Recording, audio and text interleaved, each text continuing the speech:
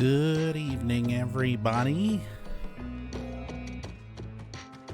It is December 27, 2021. And if you can believe it, it is Book of Mondays once again.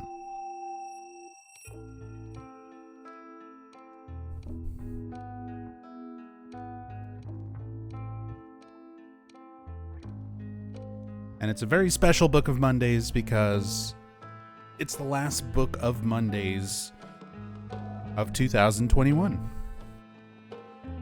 We are almost done with this year. This is actually the last Monday of the year.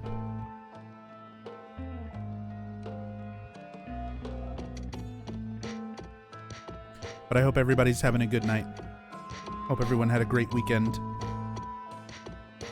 Hope everyone's been having a good holiday season. Hey, Pythonicus. Monday comes for us all. It sure does. Hope you're doing well, dude. Hey, Devarin. So yeah, I went ahead and made a command because it feels like every single time I stream this game, even though I've been streaming it every single Monday since sometime in September, basically the last 3 months, every single Monday, I think I get at least one person who asks, usually more than one, where they're like, why do you play this game? You hate it. I thought you were never going to play this game again. Why do you do this to yourself? So we just have a command. It's just very simple. ! Why? Why does Nub play Book of Memories? Because in September, a sub-goal was set and met to bring back Book of Mondays, where every Monday I grind towards the final 500th zone of this game. There you go. It was the viewers. It was you. It was love and support for my channel and achieving a sub-goal that brought this game back into regular rotation after I swore I would never play it again. That's why it's here. That's why I do this. It is for you. It is for your entertainment. And it is because of your support.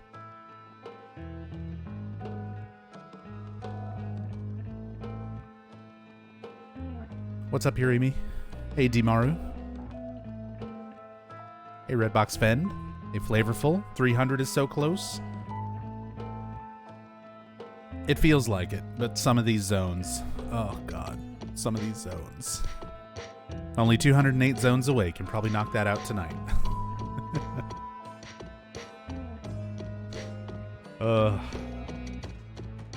Hey, Monkaf. Woo, baby. That's what I've been waiting for. That's what it's all about. Hey, Loverkill. Hey, sipping my mojo. Want to play Pyramid Head Cart? I would love to play Red Pyramid's Cart Jam 3000 instead of this.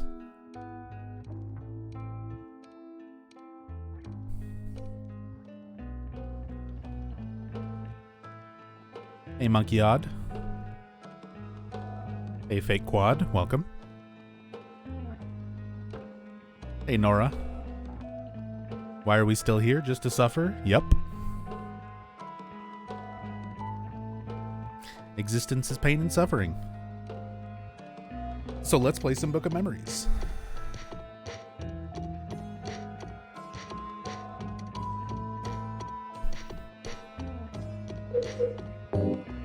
And, man, we've been having quite a time here. Our dishwasher broke. And we've been messing around with that, trying to get it fixed, to no avail. So it's been kind of a stressful last couple of days. I've used a wet vac more than I ever have in my entire life.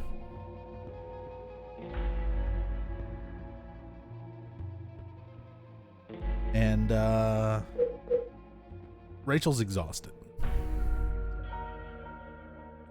So she's crashed out early.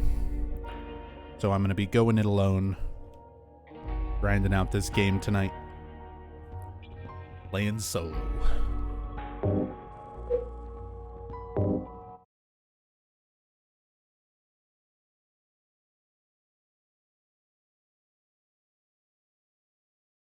Yo, what's up, Buctus?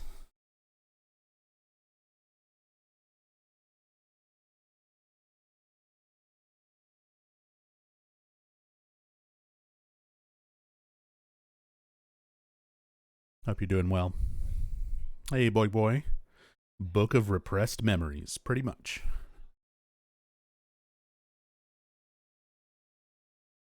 Request, can somebody explain the Book of Monday's contract? What? What's there to explain?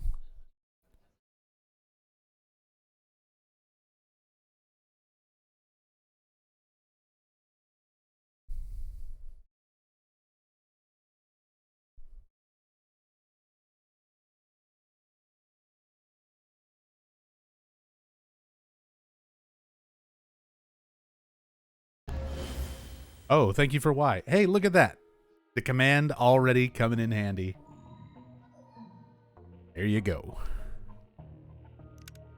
Yeah, it's not like the devs paid me to. The viewers, the channel supporters, the subscribers helped hit a sub goal. And one of my rewards for that sub goal was to play this game again. 3 childhood treasures. All right, we'll go find your lunchboxes, Valtiel. Hold on. Let me adjust some of my audio here.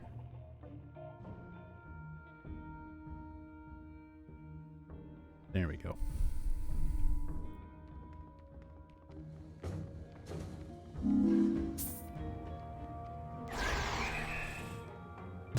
Ooh, I have no supplies. We're gonna need to run through and find Howard.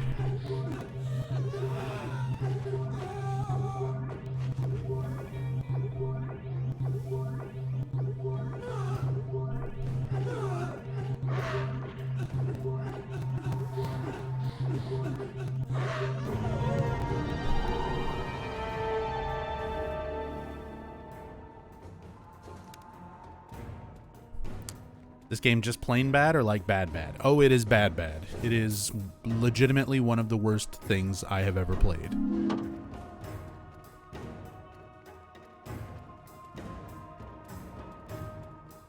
Hey, Bogeyman, you want to stop being invincible so I can actually fight you?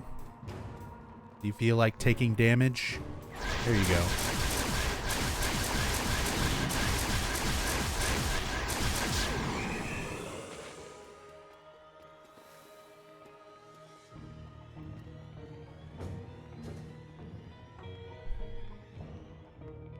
Why did someone think making a Silent Hill dungeon crawler would be a good idea? Because Konami only knows how to look at trends without actually understanding why it's a thing. So this game started development in 2011. It came out in 2012. And dungeon crawlers and roguelikes and stuff like that were getting really popular right around that time. And Konami had a contract with Sony to make more Vita games, more games for the PlayStation Vita. So Konami was like, hey, we should make a dungeon crawler Silent Hill game.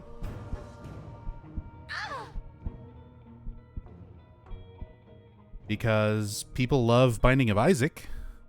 People love Diablo, and people love dungeon crawlers. So we should make a Silent Hill dungeon crawler. And we have this contract with Sony, so we should put it on the PlayStation Vita. Make that happen, Tom Hewlett, said Konami. And Tom Hewlett said, well, I don't really want to do that, But I've got some friends at Way Forward, and I'm about to leave Konami and go work at Way Forward. So I'll get my friends at Way Forward to make the game, and we'll slap some shit together, and then I'm gonna peace out of this company.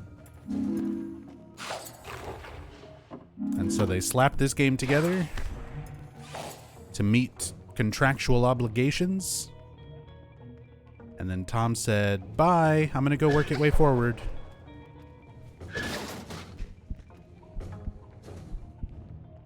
But yeah, that's pretty much it. This zone is already horrible.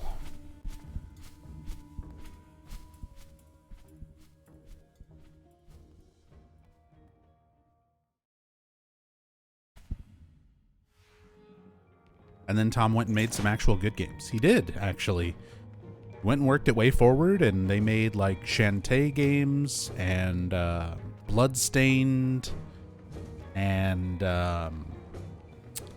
that Blood Rain 2D side scroller and River City Girls. Like, he's made some legitimately really good games ever since leaving Konami. Like, he's very capable, just not really with Silent Hill.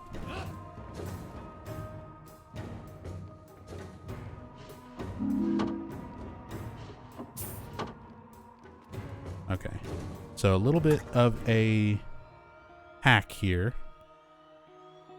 Tips and tricks for this game that nobody plays. If you close your map, you get little compass icons telling you where stuff is in a general sort of direction. So Howard is somewhere down here to the south of me. South and west.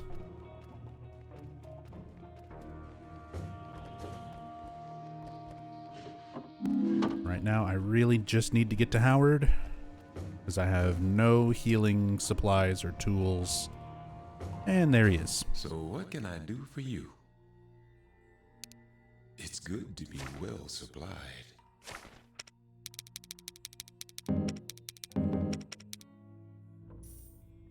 Now don't you waste.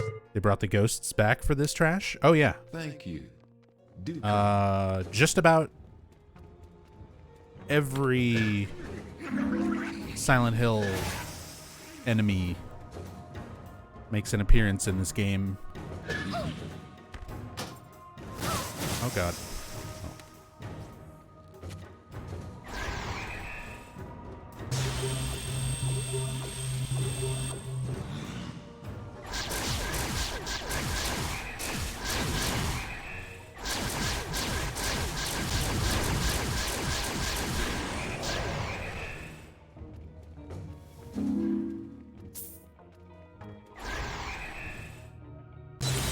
And the ghosts are especially annoying because you have to kill them twice, essentially. You kill them once, and then they go away for a moment, and then they come back with full health, and then you have to kill them again. And the ghosts can also do several moves that render them invincible. There's a lot of enemies in this game that can just decide, hey, I don't feel like taking damage right now, and so they don't. Because that's a really cool game mechanic. Everybody loves that in their dungeon crawler RPGs, right? When you have enemies that you just can't fight because they feel like being invincible. Not to mention enemies like this butcher that, you know, can just one-shot you. Even at max level with the highest possible vitality. Because everybody loves, you know, vitality stats meaning nothing. Like, literally, you look at my level. I'm level 69. Nice. My vitality is as high as it can possibly be.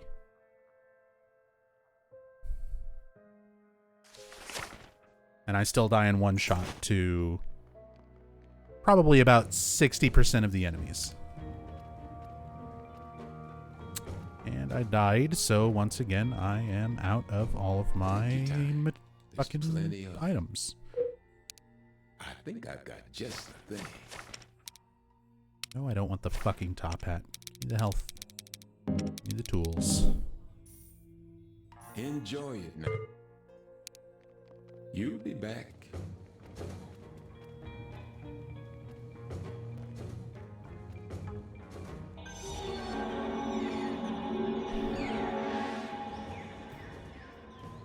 Okay, at least that failed out. I'll come back and do that one. Well, I can do it now. I just need to kill that butcher first.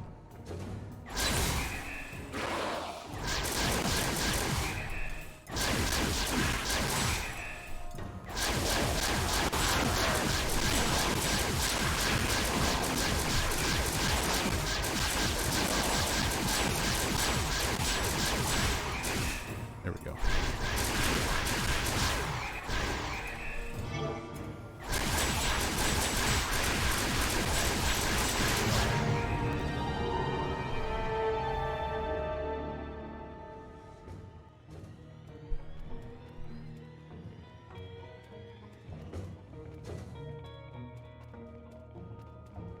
Doesn't really make a ton of sense because there are a number of enemies supposed to be exclusive to certain people with their trauma or represent their mental states. Yeah, what Dimaru said. Making sense was not high on the priority list when they were making this game.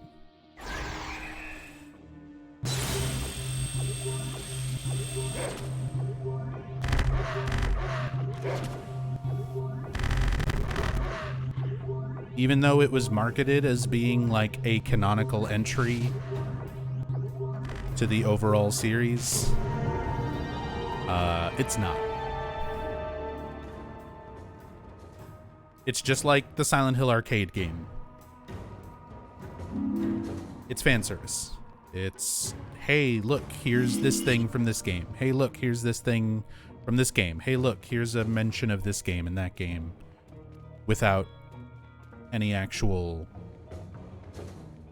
thought put into it. Like, they're not going for canonical accuracy or reasoning behind why monsters are here. It's just, hey, here's thing you recognize in Zone, in Dungeon Crawler game.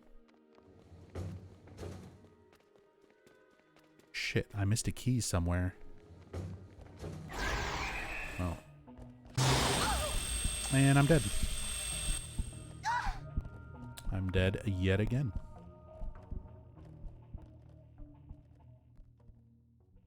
Hey, Grimmy.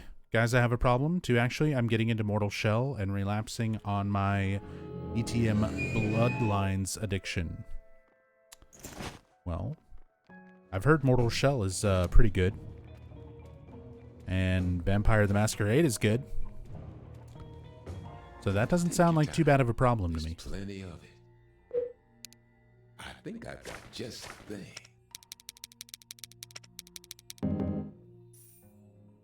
Now don't you waste. Thank you. Do come.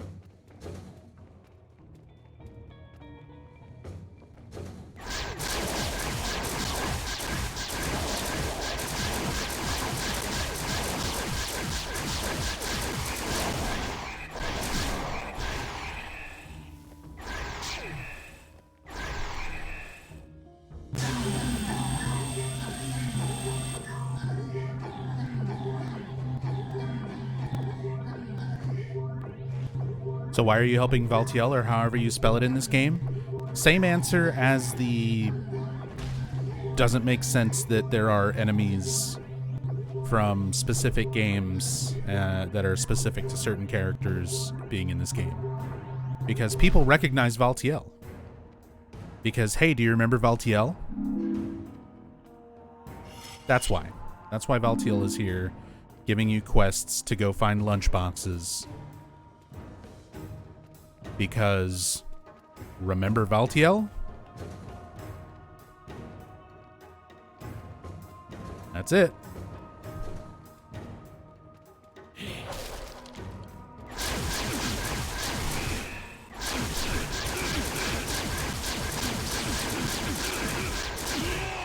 Like, if you're looking for really amazing lore and things to make sense, I'm sorry to break it to you, but this is not the game for that.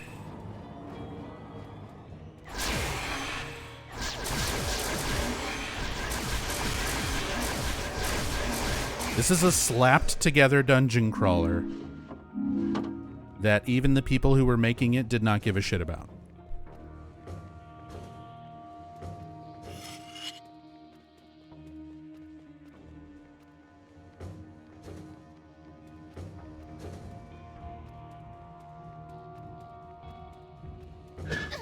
Now.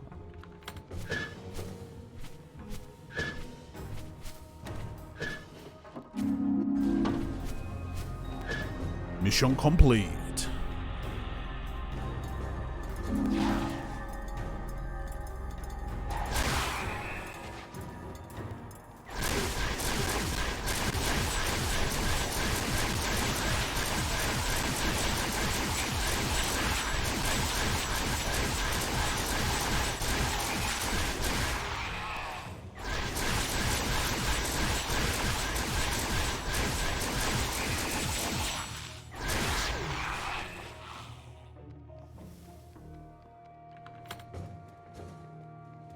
Hey, rotting pizza.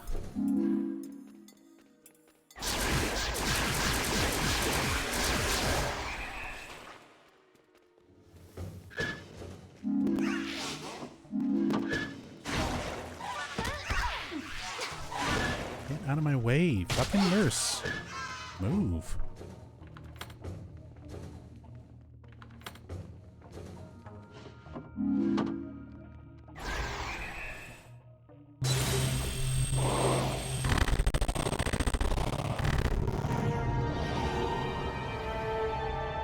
Ever played Dying Light, and are you looking forward to number 2 if you have? I've played a little bit of Dying Light, but I didn't really get into it. So, Dying Light 2 is not especially high on my radar.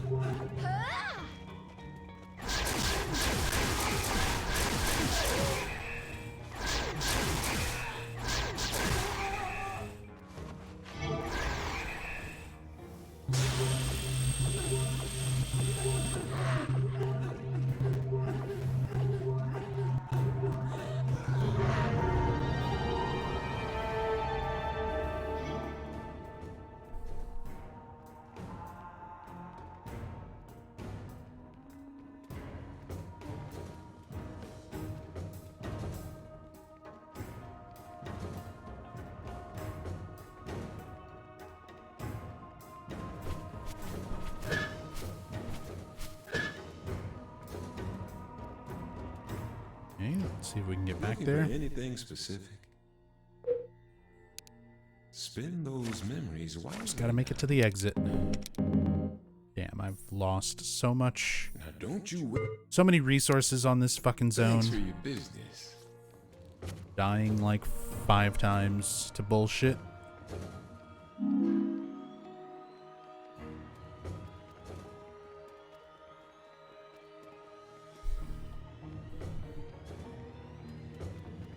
Wasn't there a rumor that Konami were going to get back into making games at some point? 1 second.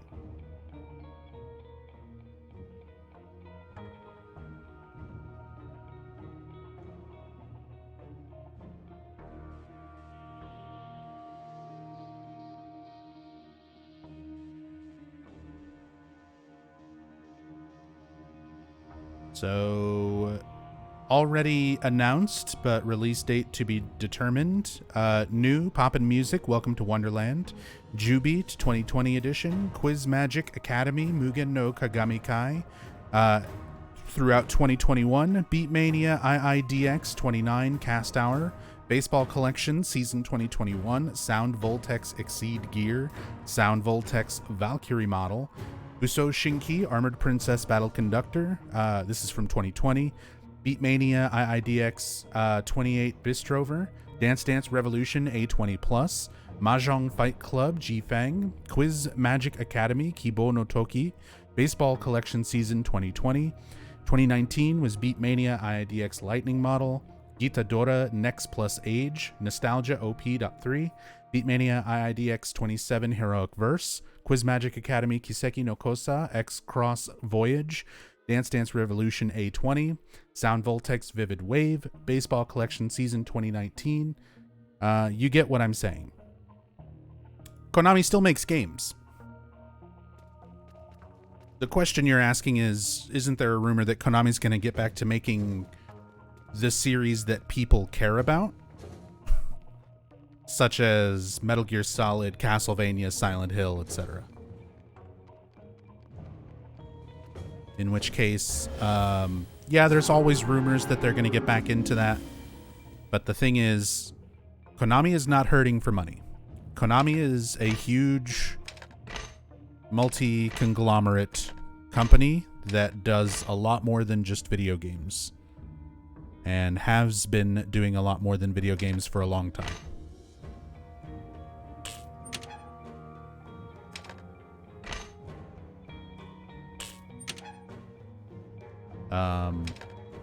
Yeah, they produce Yu-Gi-Oh! They make money off of trading cards.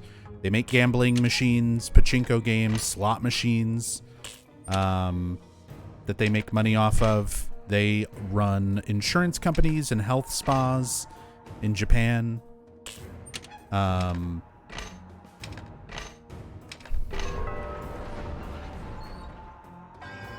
All sorts of things. Konami does all sorts of stuff outside of video games, and it's all much cheaper upfront investment and much more return on their profits. I bet they are a business. They are. Exactly, Fox Ghost. They are. Konami's a business. They are a big business. They are a big multi-conglomerate company. And they do a lot of stuff outside of making video games. And the video games people want them to make cost a whole lot of money and a whole lot of time with no guaranteed return investment. So they just, it's not high on their priority list. Big Boss Bill, welcome back. Thank you so much for the 7 months and the Prime sub. Very much appreciate it. Thank you so much for another month of support.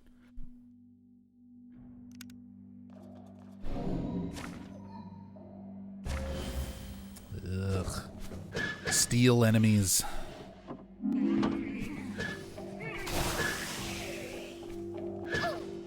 Oof.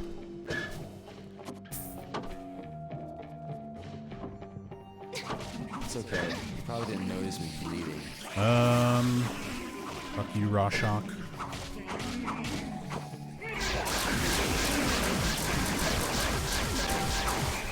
And one shot by the Rorschach. Yet another enemy that, even at max level, highest possible vitality that you can have in the game, can just fucking kill you in one hit.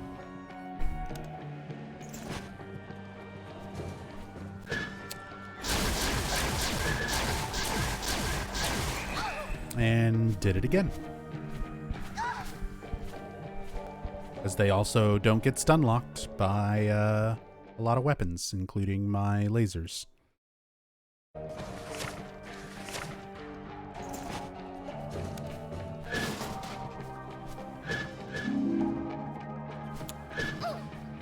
Great. Where did it go?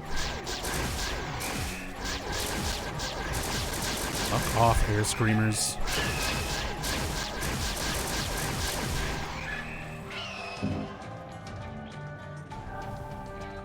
And now I have no supplies.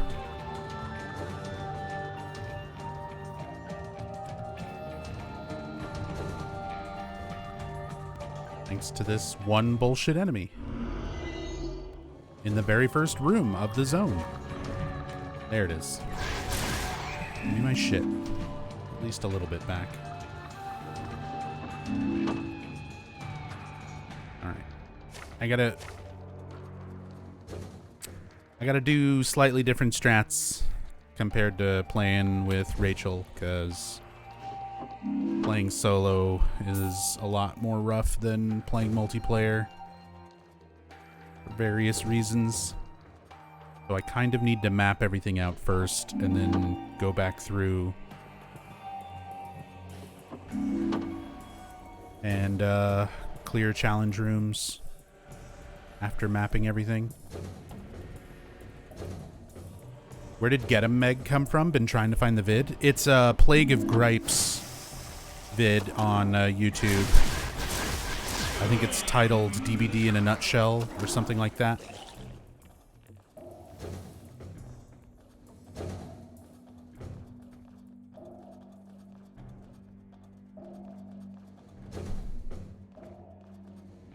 Thank you, Hirumi. Yeah, Hirumi's gotcha. Oh, great. I'm locked in here with two butchers.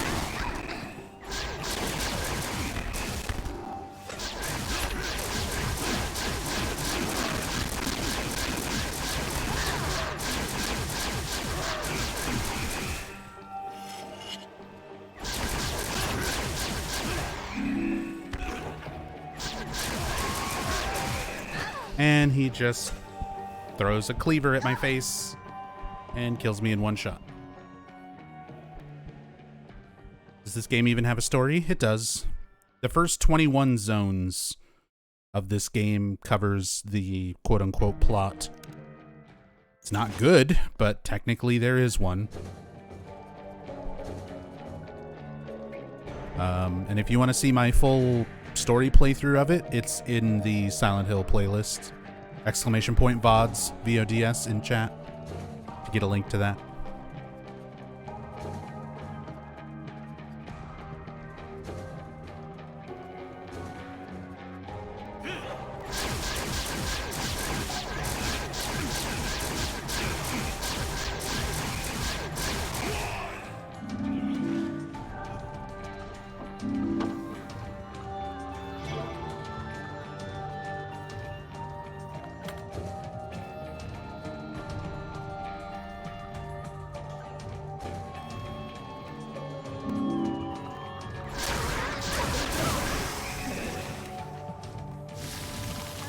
Oh, hey. Hidden straitjacket. Fucking my day up. Where's Howard? He is to the right of me. Back on that side.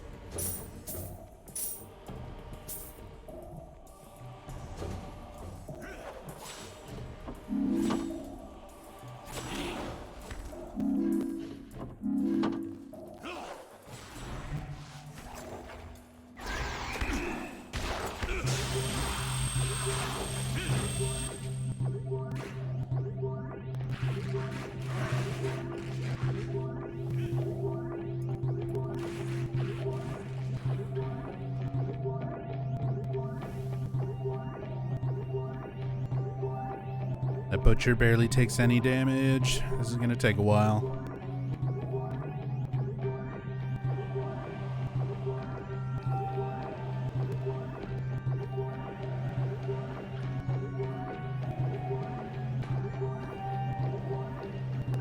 Just watch that life bar go. Almost there. And he's dead.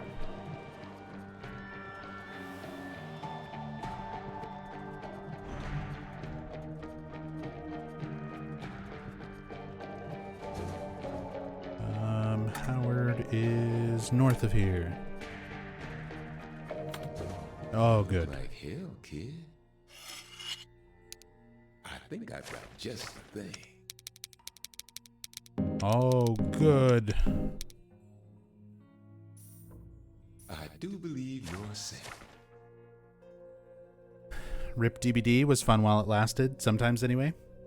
I would say it was more fun than not fun, but I played it for 5 years. I got my 3,000 hours out of it. And then the company turned into a bunch of shitlords. Or at least It's a deal.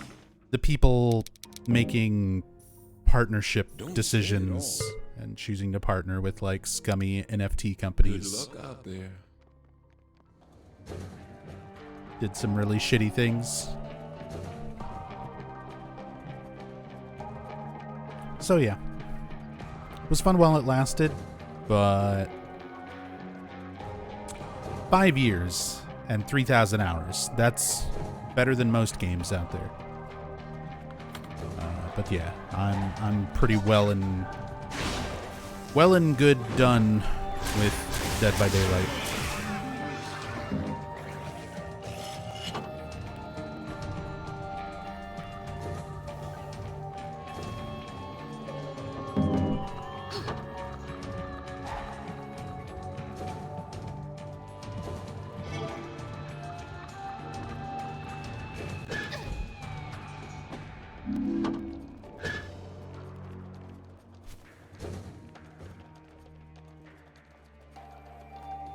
Alright, start clearing this stuff out.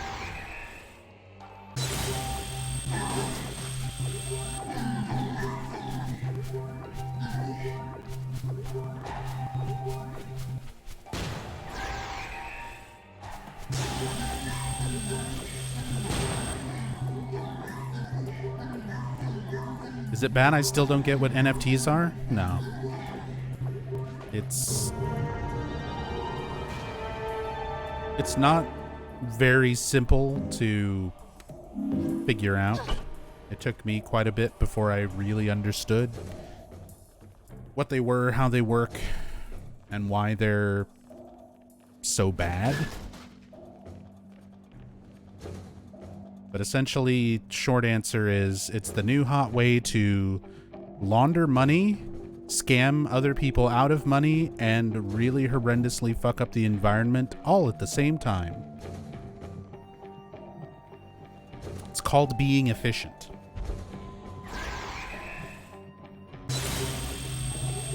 And yeah, steal art. Steal artwork as well. Launder money, steal artwork, ruin PC part market, and fuck up the environment. All at the same time.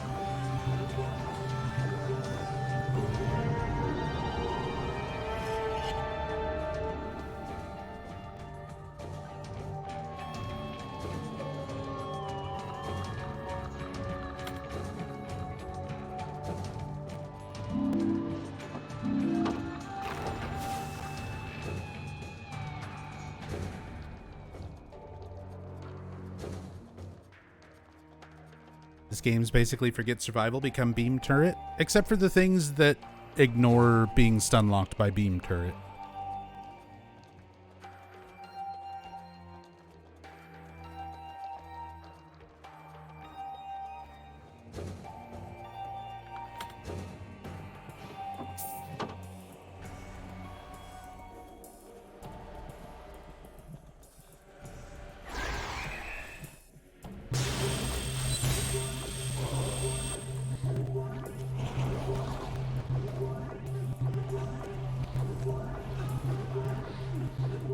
Wouldn't have been so mad about the NFT partnership if they hadn't been scummy about it and hid it till everyone bought Pinhead. Yeah, same. Like if when the Hellraiser PTB came out, if Behavior would have been like, hey, our next chapter is the Hellraiser chapter. We're going to be introducing Pinhead as a killer. We worked with an NFT company in order to bring this, you know, new licensed chapter into Dead by Daylight. I would have been like, damn, that sucks. I really like Hellraiser, but I don't want to support an NFT company, so I won't buy this chapter. And that would have been it. Like, that would have been it right there. I keep playing Dead by Daylight, but I don't buy the chapter that supports Boss Protocol.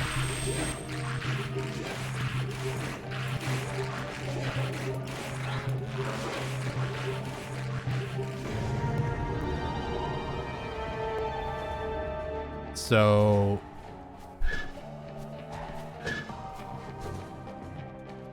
it would have sucked, but I would have at least considered continuing to play the game. But the fact that they were so shitty about it, that they knew what they were doing by hiding the fact that they were partnering with Boss Protocol, and they didn't make it public until after 2 weeks of the Hellraiser chapter being released. It was closer to like a month. So that they got the bulk of their sales for the new chapter, which usually happens in the first month after a release. They get the bulk of their sales for the chapter, and it gets past the 2-week refund date on Steam. So they specifically timed the announcement of the partnership with Boss Protocol to be after they made their money and after people would be able to refund the game. Hi, Derek? Oh, hey. You must be the new hire. Tired of paperwork yet? So that was like their whole strategy was to make all their sales first, because they knew that there would be backlash, and then announce the partnership after the fact when nobody could get their money back. It's good to be well supplied. Like, that's the main reason why I'm not playing that game anymore. Not to mention the state of the game right now is just not good.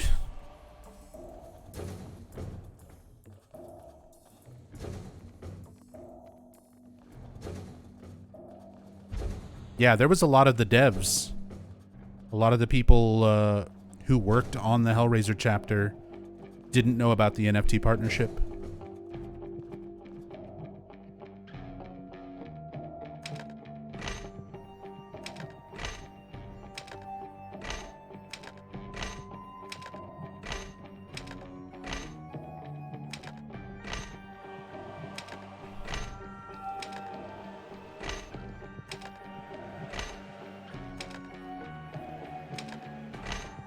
Oh my god, touch controls. Touch controls. Get on the thing, dude. Touch controls for the sake of touch controls. Hey, we're being forced to make this game on the Vita. Where can we shoehorn in touch controls? Here's puzzle elements that could very easily be done by putting a cursor over the item and then putting a cursor over where you want to place that item. But no, let's make it awkward, bad fucking touch controls because we're being forced to make it on the Vita.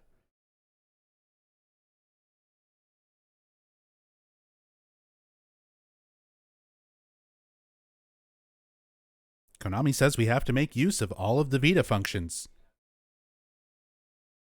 Let's just shoehorn in a bunch of dumb shit.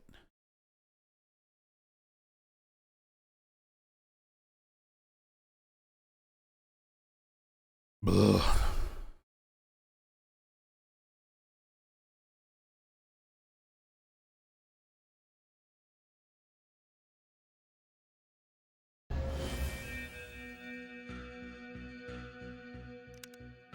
Yeah, Grimmy.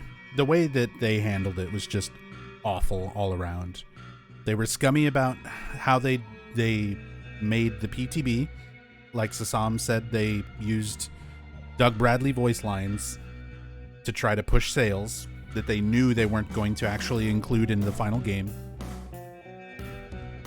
They tweeted, you know, there's been a lot of talk about NFTs and we don't control what license holders do with our models. Like, once we make a model, we give all that stuff to our license holders. They can do what they want with it. Like, they tried to say it was all Park Avenue, which is the license holder for the Hellraiser series until the end of the year. Like, the whole thing, it sucks that behavior went along with it, but the whole thing can be traced back to Park Avenue. Park Avenue Entertainment are the current license holders for Hellraiser, and they're the ones who probably initiated the partnership with Boss Protocol for the involvement in Dead by Daylight. They're the ones who would have contracted Doug Bradley to do the voice lines and stuff like that. All of that happened because the rights for the Hellraiser series are going back to Clive Barker at the start of next year. So for 2021, Park Avenue was trying to get every last dime out of the Hellraiser franchise, out of the series name, while they still held the licensing rights. So NFT partnership, sure, why not? Dead by Daylight partnership, sure, why not? You know, make a new movie, make a new TV series, like just throw everything Hellraiser out all at once so we can make our money before we lose the rights.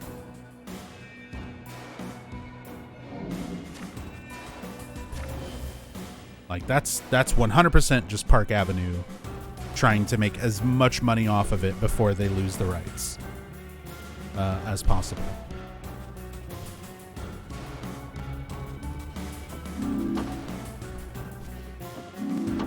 But that's the thing, is like, some of that blame is also on behavior for looking at that deal and saying, okay. These sort of activities.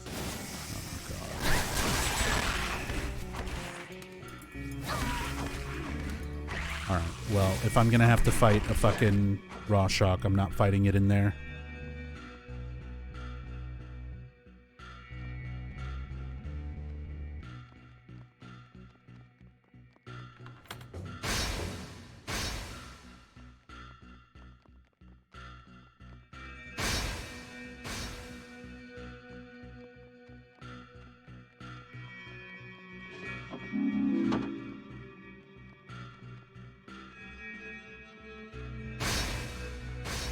I kind of want to wait and see if the Raw Shock follows. Fuck it, we'll just map things out.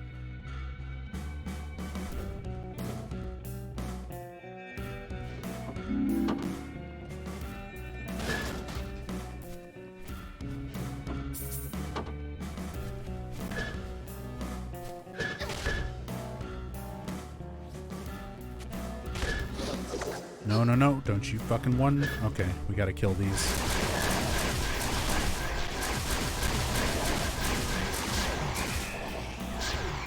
As much as I just want to run past and ignore stuff, like, there's a lot of enemies you just have to stop and kill. Air Screamers are annoying, but they won't one-shot you. Schisms will one-shot. Anything that can one-shot quickly needs to be killed, so Boogeymen, Butchers, Pyramid Heads, Schisms, Raw Shocks, Insane Cancers to a lesser degree, if it's a small enough room. The only good thing about them is they're at least slow.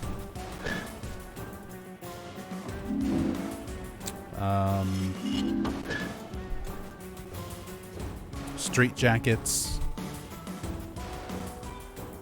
They can't one-shot, but they can hit from a range that does, like, a lot of stun lock and around 60 to 70% damage. So they can two-shot, they can hit you at range, and they can stun lock. That's a Butcher.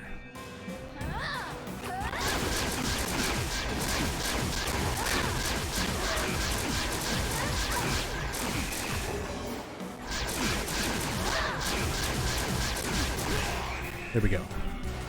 The butcher.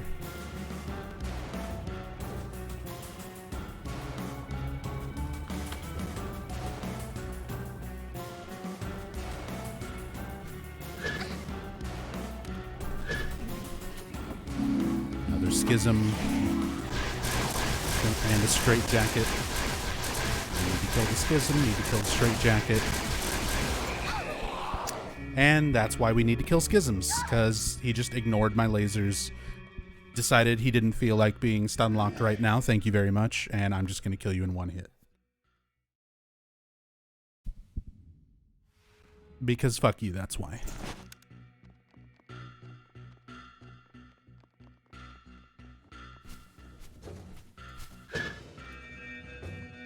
Okay, well there's the Rorschach.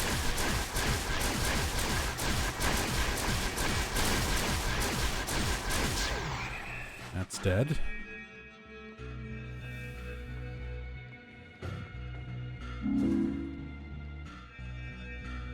This is a big zone too, 7 puzzle pieces.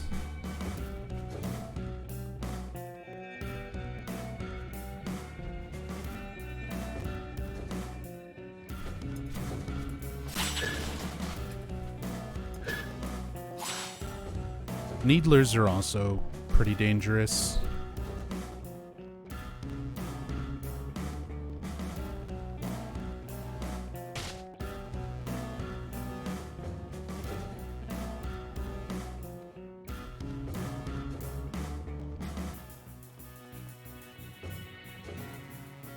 Be glad you didn't play DBD after Michaela and Boon Totems. Boon Totems are basically old Undying for survivors, only stronger. Oh yeah, I mean, I still watch. There's a lot of streamers that I like where I still support the streamers even if they play DBD. So I mean, I've seen the state of the game.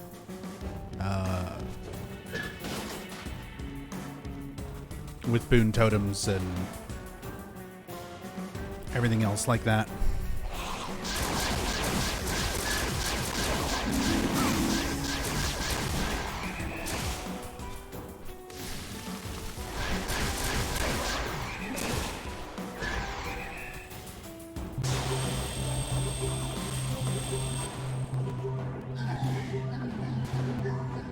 So yeah, not even really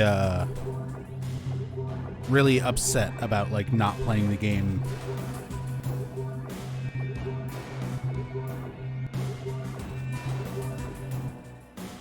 It's not like I'm sitting here like, oh man, I wish DBD devs weren't so shitty about the whole NFT thing, because the game's currently the most fun it's ever been. Like, no. Not only are they engaging in really shitty business practices, the game's also in a terrible fucking state, so not exactly missing out.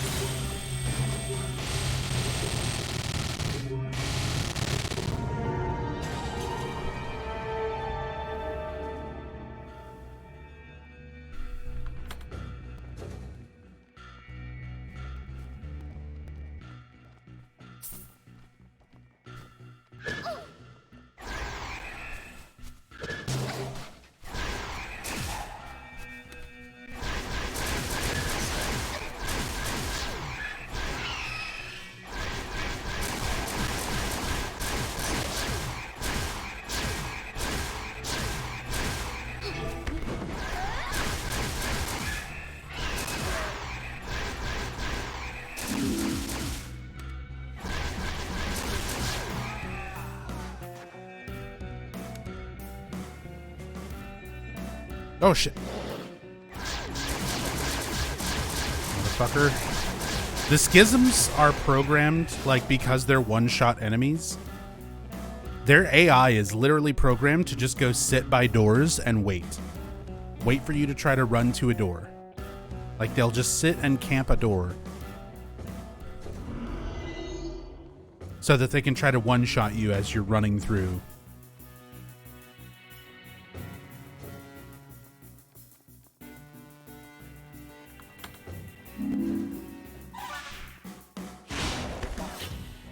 Nothing I need in there.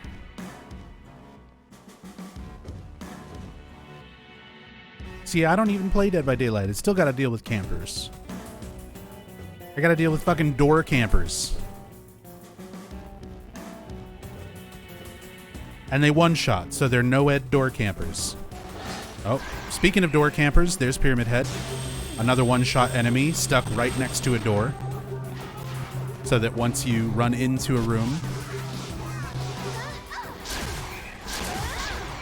they hope you just run through and die.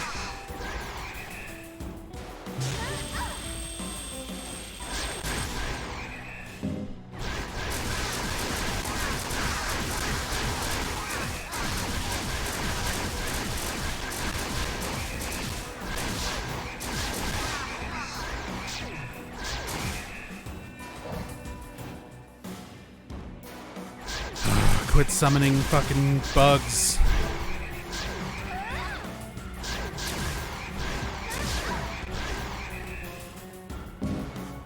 I'm about to die. I have to leave. Like, I need to find Howard. I don't have any sort of supplies. He's to my left.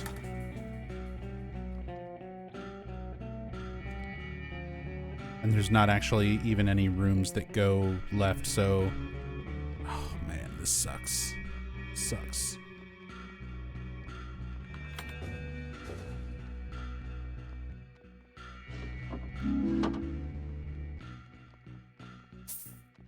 Don't remember Pyramid Head having the ability to summon bugs in any of the games before this? The heck?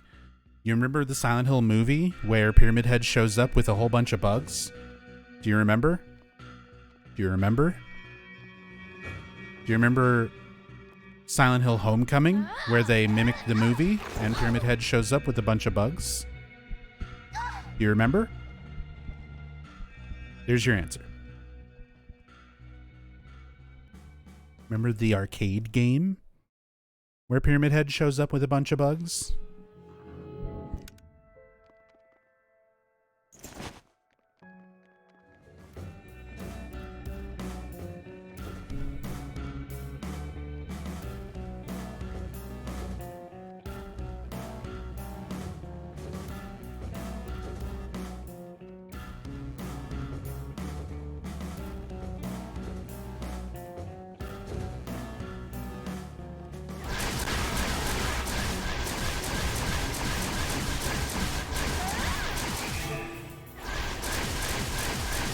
Why are you so obsessed with summoning bugs? All of my shit's about to break. Like, I can't even sit here and try to fight him. Flamethrower's good.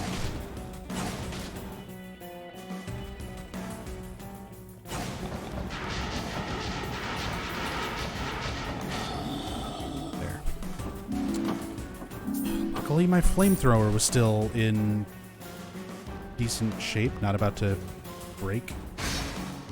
And a Princess Heart Wand. That's useful.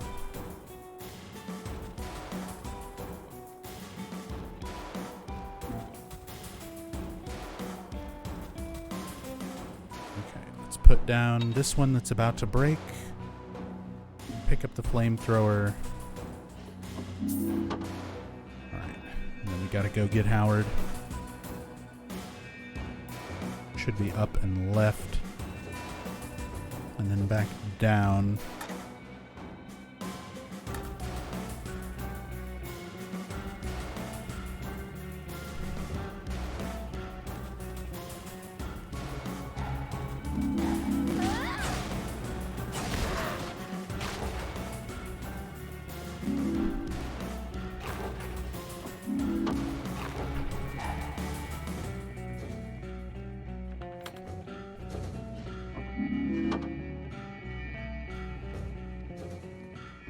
The exit.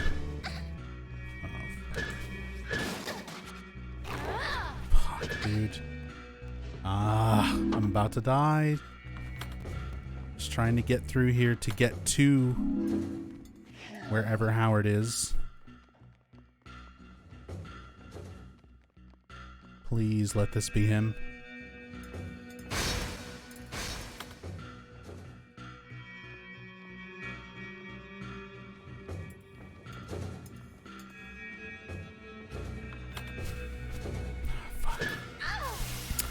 Fuck.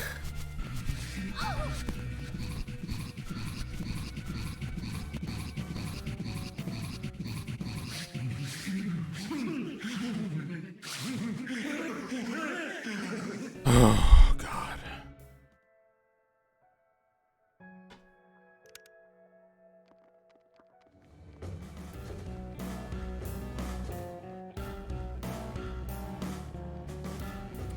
I mean, this is the game. All this bullshit kills me, and I have no supplies, and Howard's shop is all the way on the other side of the map. I can't repair my equipment, so I can't fight things to clear a path to him. And I don't have any health kits, so I basically just have to try and get there without getting hit.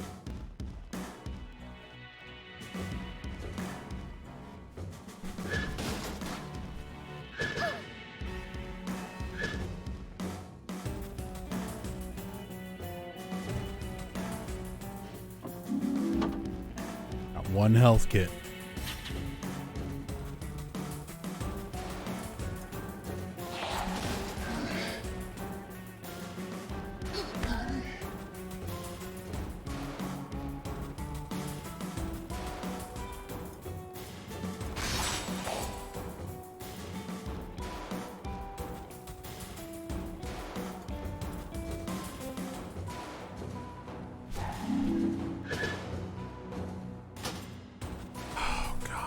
This is him. No? Further to the right.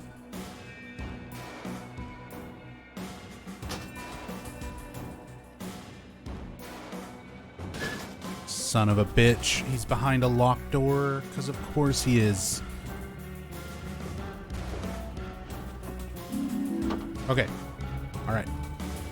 I need to make absolutely sure it's this one. Yeah. Step right up. We've got just about everything. It's good to be well supplied.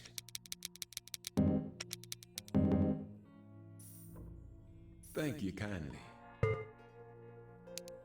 How did you know that? Until next time. So whenever you close the map, look down here on the compass. There's little icons showing exit, Howard, and save point. So it doesn't tell you exactly where on the map they are, but see, like, I'm directly in front of this room, and it's showing that Howard is to the right of me. I'm directly in front of this room, and it shows that Howard is right above me.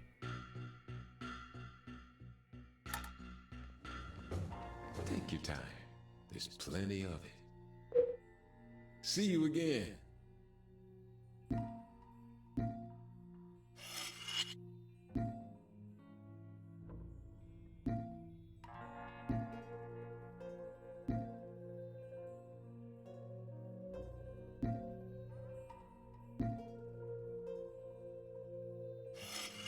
Take your time. I'll still be here.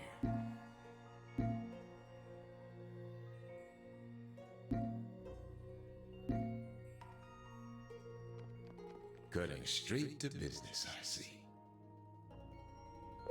I wouldn't necessarily call it a good mechanic, but Pleasure.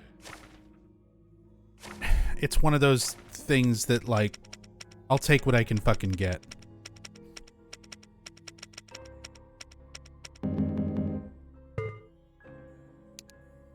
Thank you. Step right up. We've got just about everything. I think I've got just the thing. I do believe you're set. Thank you. All right, 1, 2, 3, 4, 5, 6. We have all our challenge orbs found. So we just got to go through and clear them out, and we have the exit. Okay. So now we just need to go clear everything without dying.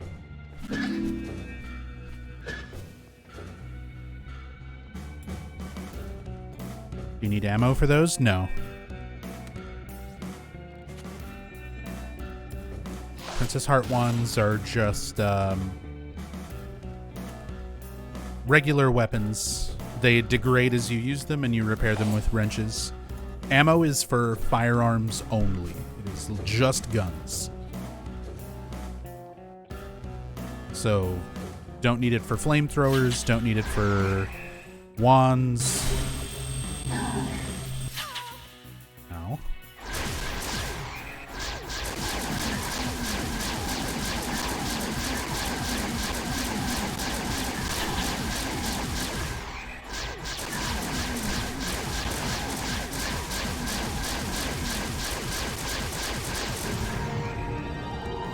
Which is a big part of why you never see me use guns in this game. Because guns are not any better than any other weapon in the game.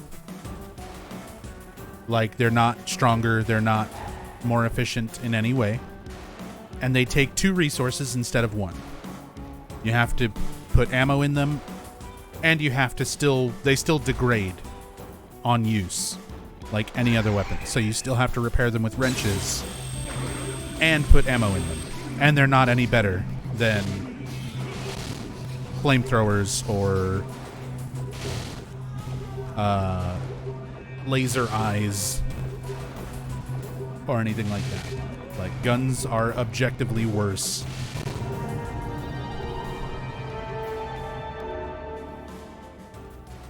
There's never a point to use them. They just take up more resources.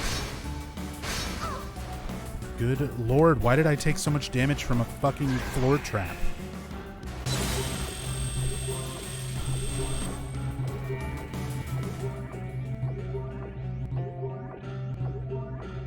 Death Stranding after this? I don't know. Probably not tonight.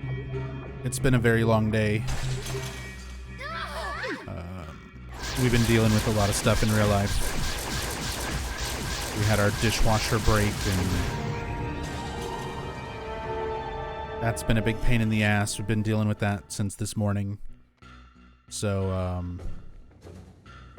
yeah, probably not.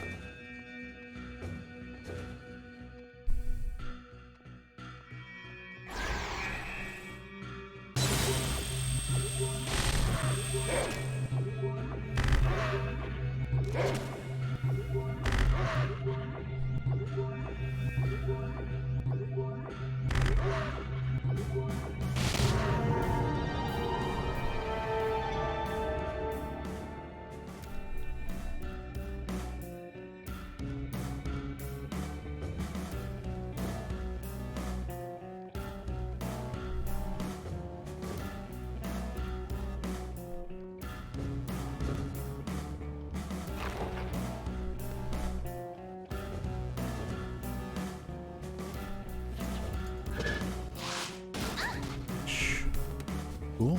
Thank you for just hitting me for 80% damage.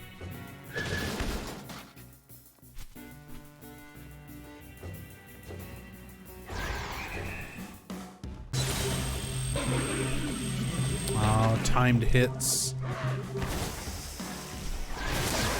Okay, well, I'm gonna have to get it on this dog. So I need to kill the straitjacket, but leave the dog alive. Switch to the knife. There we go.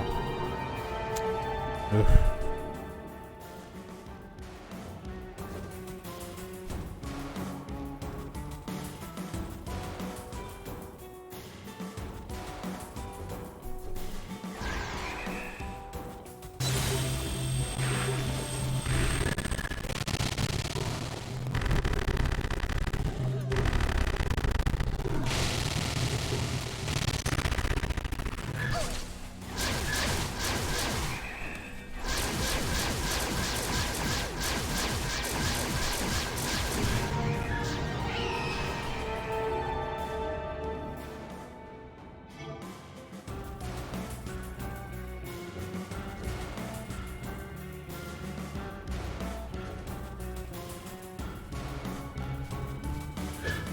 Go through the door. Fuck's sake.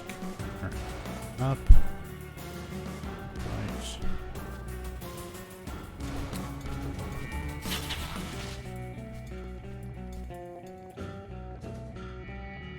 Make it to the exit without dying.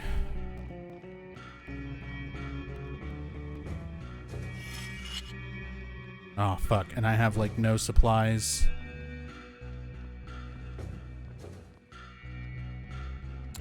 I'm gonna have to try to make a run to Howard before exiting as well.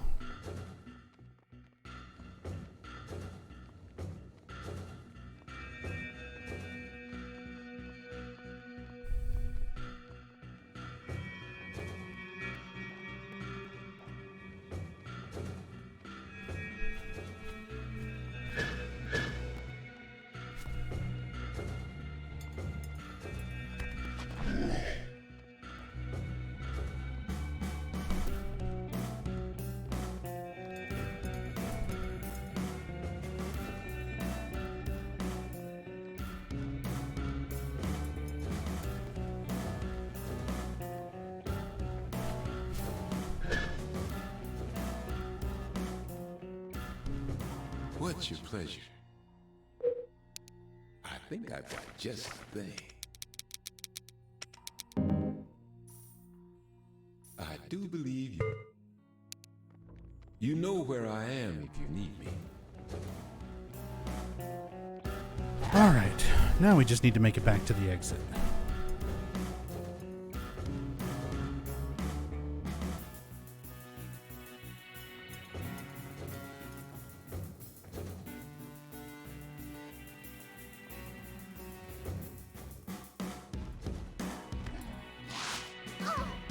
Good God, look at the fucking... Just casually stretch out claws the entire length of the room and hit for like 80 fucking % damage. Whatever. Whatever.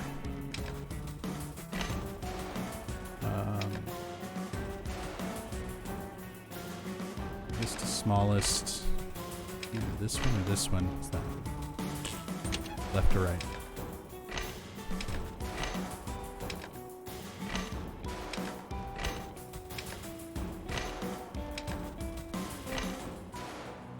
No?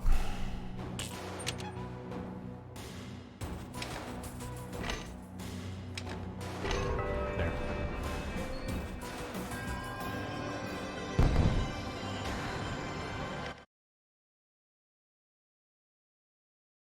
Oh, cool. Steel Guardian.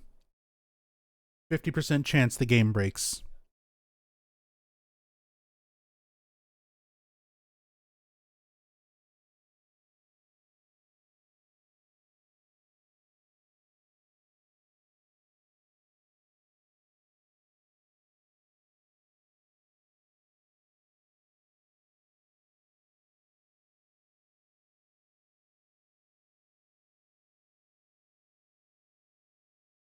Because this is, if you're playing the story, this is the last boss that you fight on the 21st zone. And every time you fight this boss, even though we're on zone, 200 something, almost 300. Anytime you fight this boss, it always treats it like you're on the 21st zone. So it gives you this whole cutscene and ending credits and all of that shit as though you're fighting the last boss.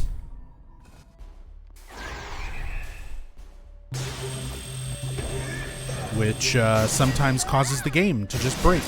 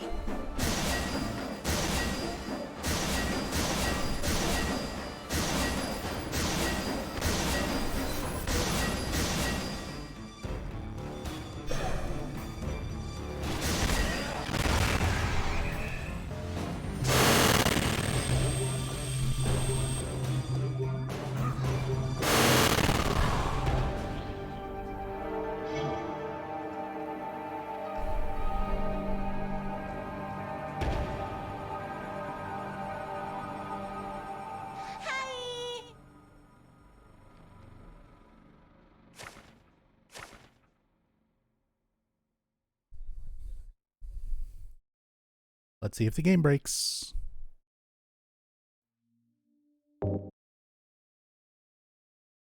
Hey, we're good. Game didn't crash.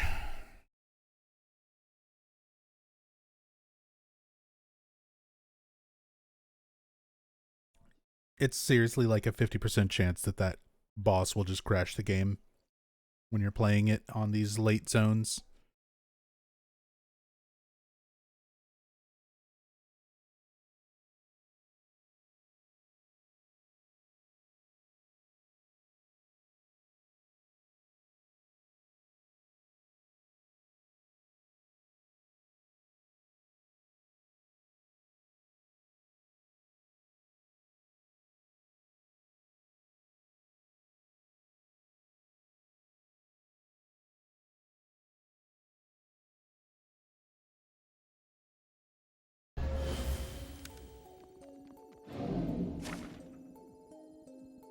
Yay.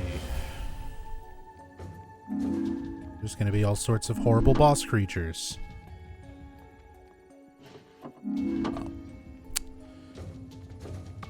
Fucking boss fight wiped out my supplies, so... on the hunt for Howard. And I'm already about to fucking die. I need a doctor. Raw shocks. Steel enemies.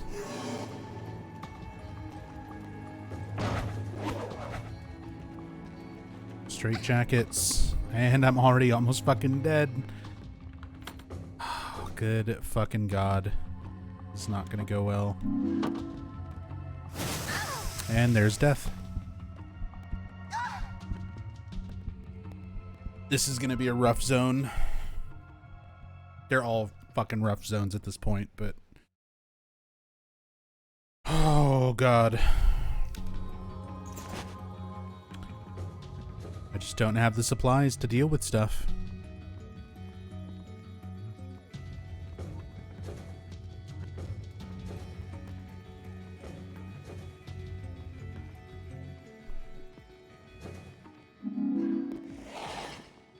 And I still have to check these, because, yep, sure enough, that one's got a key in it. Not a well man. Because if I run through and miss a key, I'll be even more fucked.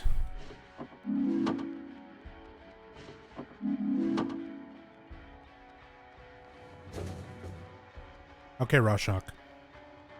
Come on, James. There.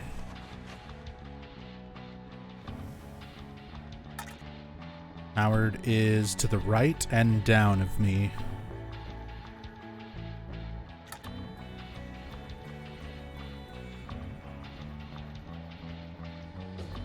I need to find a pathway going right. This is probably going to be it.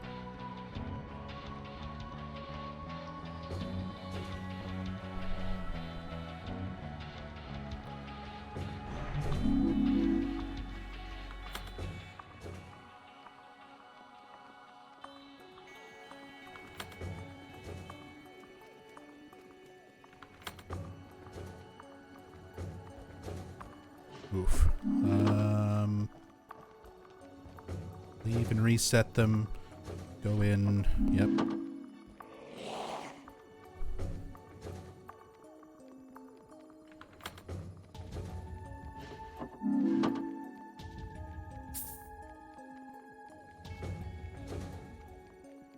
Howard. Maybe. Expand the... oh, great. The fucking bosses are here in between where Howard is and where I need to be.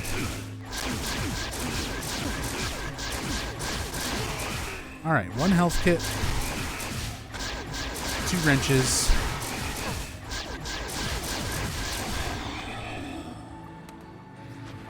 Oh, fuck.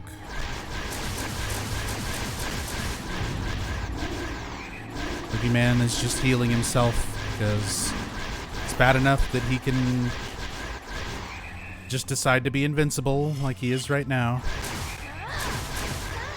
And he can summon enemies, which is why there's now dogs. And he can shoot lasers out of his hands that'll basically stun, lock, and kill. He can heal himself, he can be invincible, he can summon enemies, he can stun lock, he can one-shot. All the bad things, all wrapped into one. He is the Boogeyman. Everyone's favorite, strongest, and baddest Silent Hill villain. Because he's the one that Tom Hewitt made. Gotta make him better than Pyramid Head.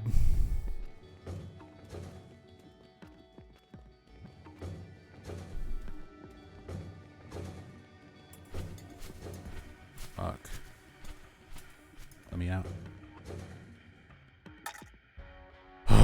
To the right and down from here.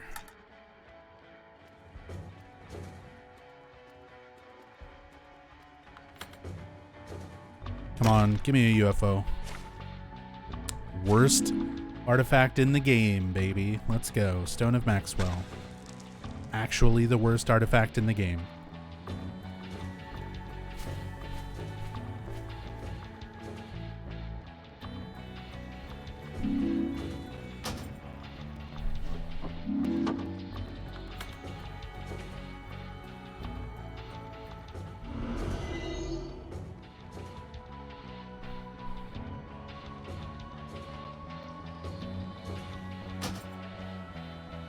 And I need a key to get in there, and I bet you that's Howard. Yep, he's directly above me. That is Howard, and I need a fucking key from somewhere. No heals. No first aid. Please? Yes. Okay.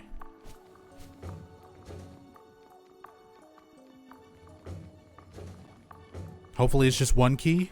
Nice. Cutting straight to business. It could have been a path with another locked door.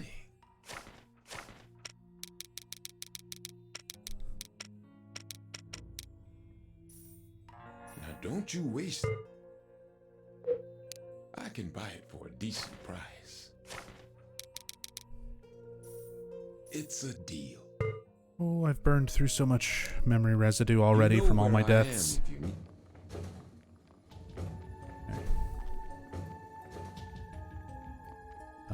2, 3, 4, 5, 6, and we've got all 6 challenge orbs mapped out. We just need the exit, which is probably up here. Yeah.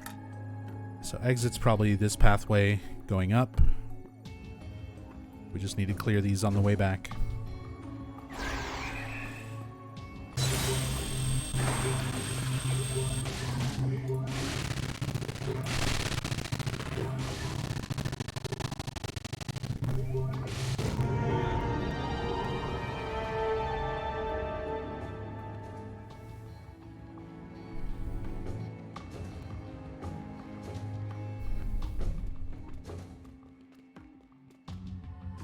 Being that you're 300 zones into this, which stats would you suggest to beef up? I haven't gotten too far into this myself.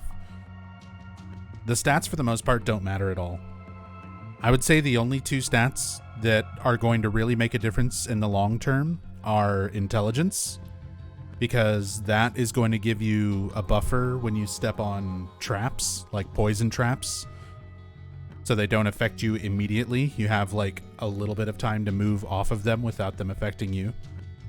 So intelligence for trap avoidance and dexterity for movement speed, so that you can run past enemies and get through rooms without having to clear everything.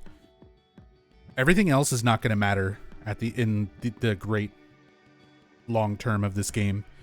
Your vitality doesn't matter because most of the enemies will just one-shot you even when it's maxed out. Agility, mind, none of that really matters. Strength if you're using a lot of melee weapons, but most of the time ranged weapons are going to be the way to go. Yeah. Int, dex, movement speed, trap avoidance. Everything else doesn't really matter.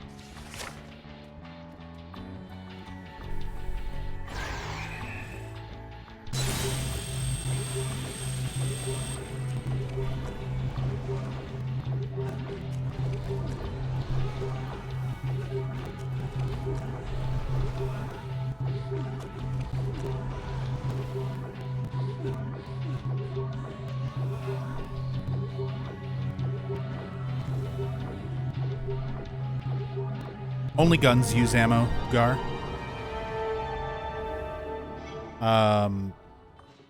Princess Heart wands, flamethrowers, stuff like that do not use ammo, just guns.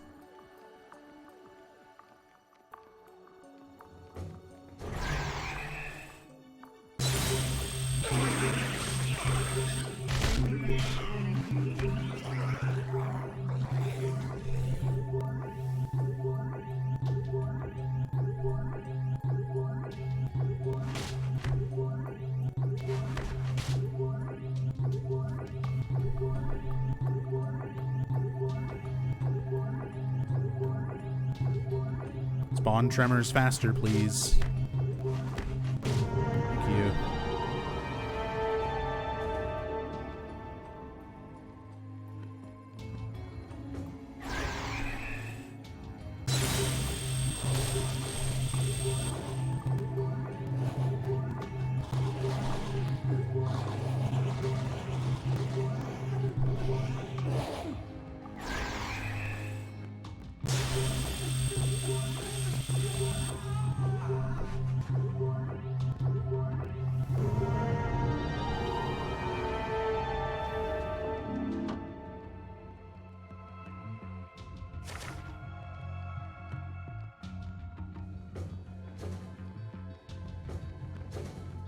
Alright, we're gonna have to run back up through here. Let's just go do the challenge orb down here first. We need to kill these schisms.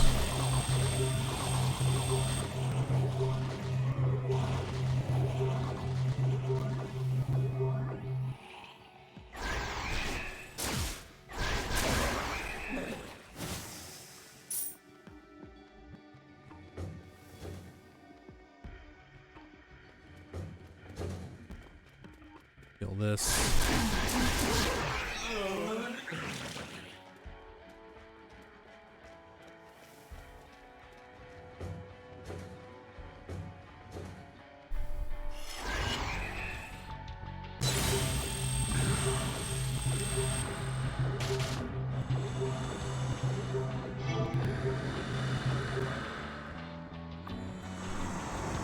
Of course, it's a dark bogeyman who doesn't feel like taking damage right now.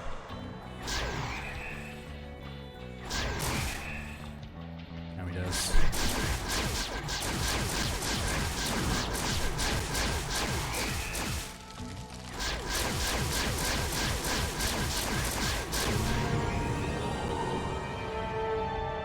All right.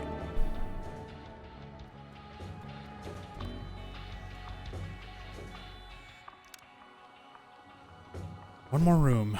Please don't be anything stupid.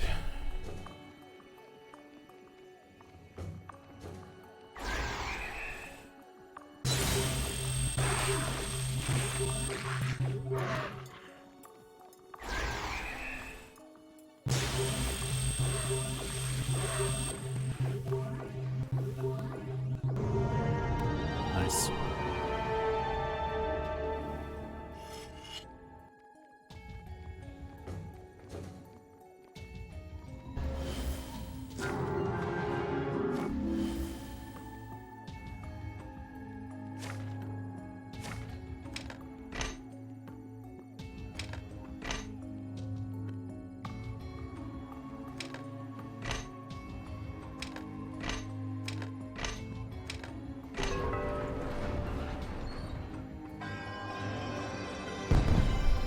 This is not a dream.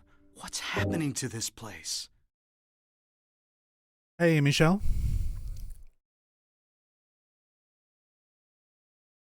Thank you for the raid and the host. Very much appreciated. Hope you had a good stream. You've been playing some Silent Hill 3, right? Hope it went well. Hope it went well. Thank you. Thank you so much for the raid.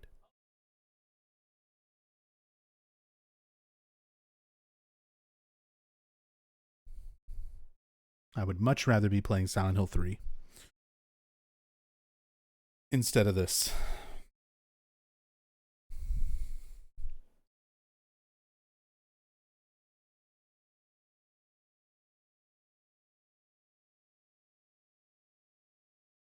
Instead, we're going to boop Ashley on the nose.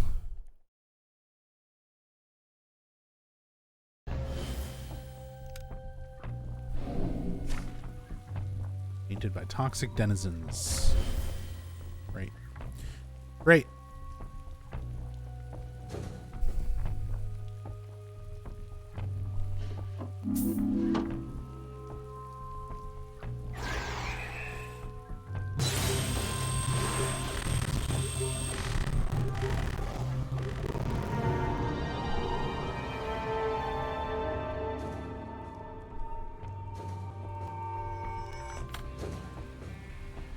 Let's just start mapping stuff out. That's locked and I don't have a key.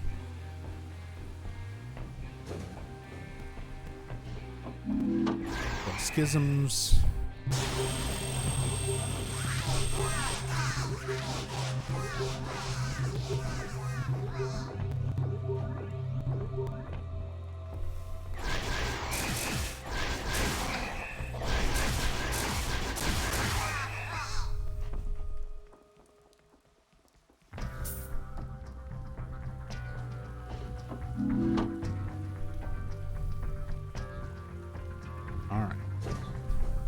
Key. Let's go see what's down here. Howard is down and left. Exit is up and right. And a fucking bogeyman.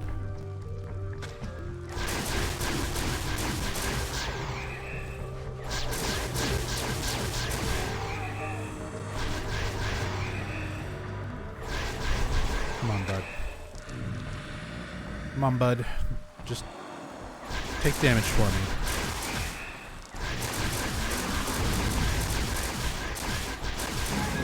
Thank you. Oh my god, we got a trophy. We're a deity. We reached max level. Yay, more useless stats. We've done it. We are level capped.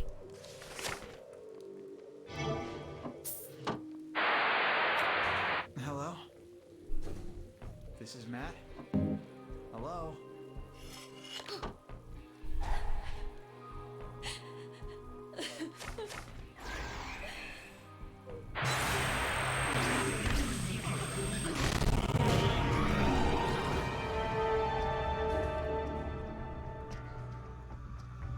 Checked wrong. Thought would kill 230. No, there'd be 333 enemies I have to kill to get UFO ending. Yep, 333. If you had watched my Silent Hill 3 UFO ending from scratch playthrough, you would not have made such a mistake.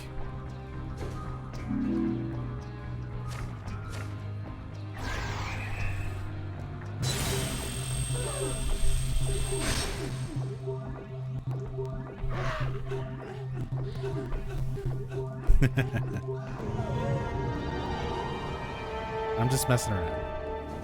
UFO ending in Silent Hill 3 is a big pain in the ass. It is a lot of effort.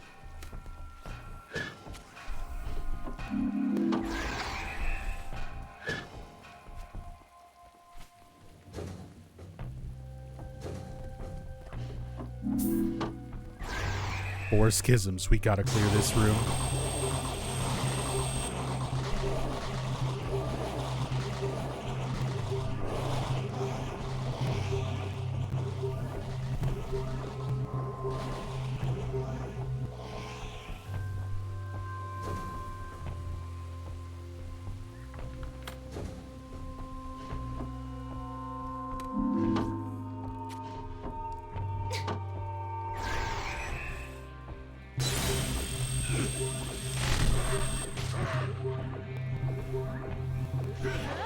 Ooh.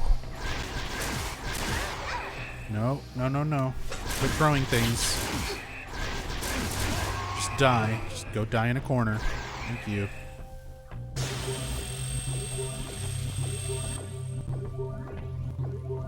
Now I gotta wait for bugs to spawn. Need some rest? We'll enter lurk mode. It's all good, Michelle. Get you some rest. I said it's definitely a big accomplishment doing a UFO playthrough on Silent Hill 3, so congrats on that. And I'm glad your stream went well. But yeah, get some rest. Thank you again for the raid.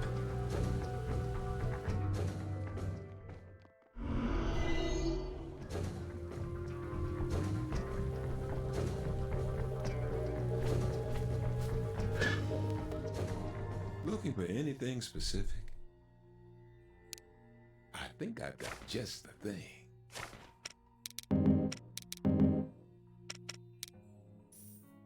I do believe you know where I am if you need me. Well, I'm missing a key to get through there.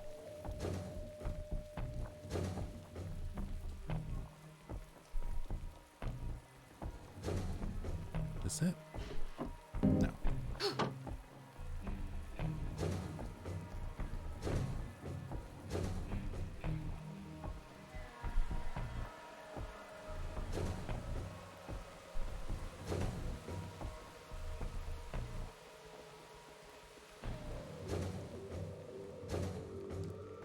Key. There it is.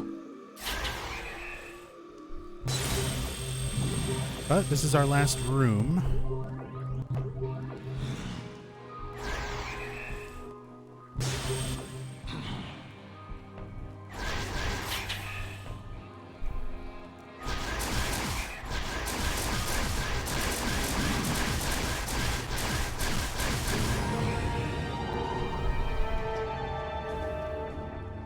So, fuck it. I don't give a shit. I ain't gonna go over there. Let's see. Red to purple, top to bottom. Red to purple, left to right. Red to purple, right to left. That's the ticket.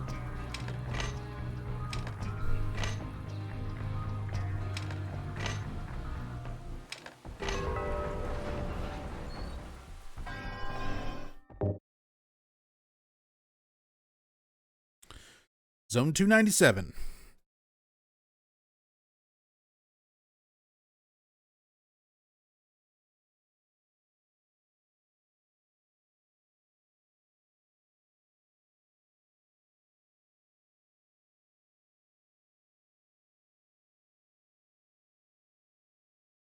Oh. The shoutout command's not working. It was working before, wasn't it? I haven't changed it.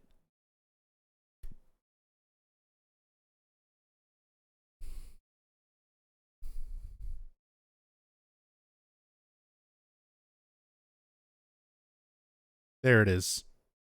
Oh, it links to mine if it doesn't find a channel at the link, like, for the name that you do the shout out.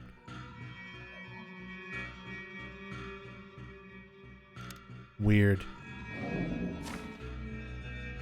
Well, now we know.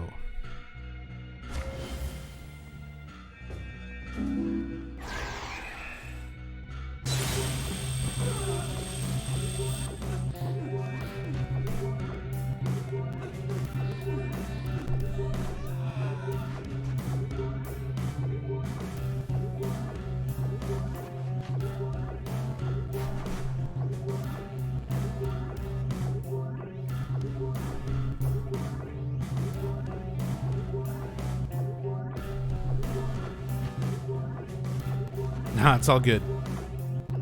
Thank you for helping out with the commands, man. And yeah, definitely go follow Michelle. He's been playing a lot of Silent Hill stuff lately.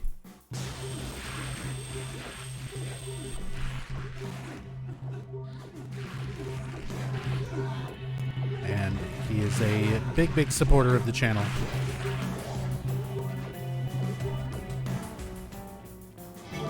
Definitely go drop him a follow.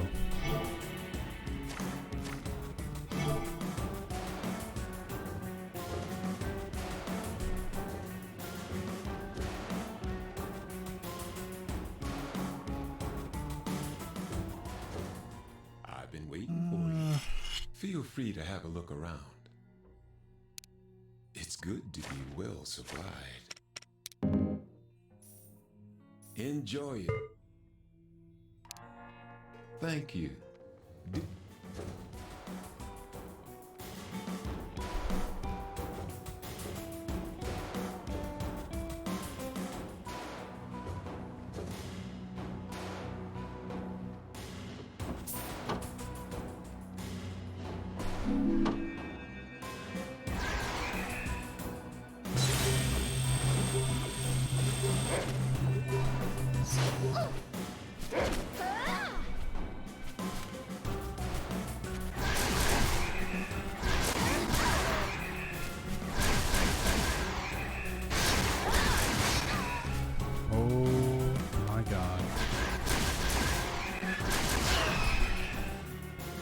The fucking damage.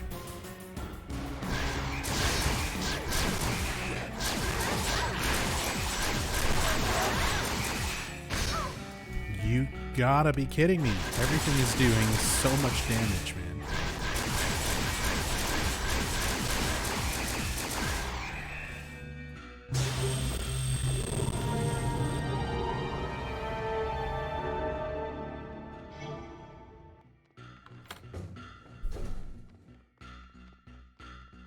That burned through like half my med kits.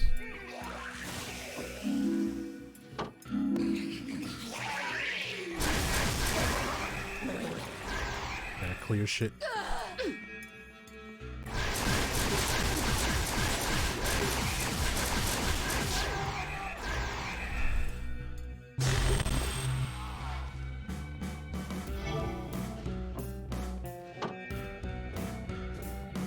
Even if your username's confusing to type.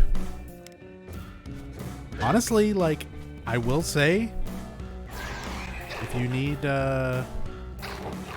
some unsolicited streamer advice, if you're trying to stream more and grow as a streamer,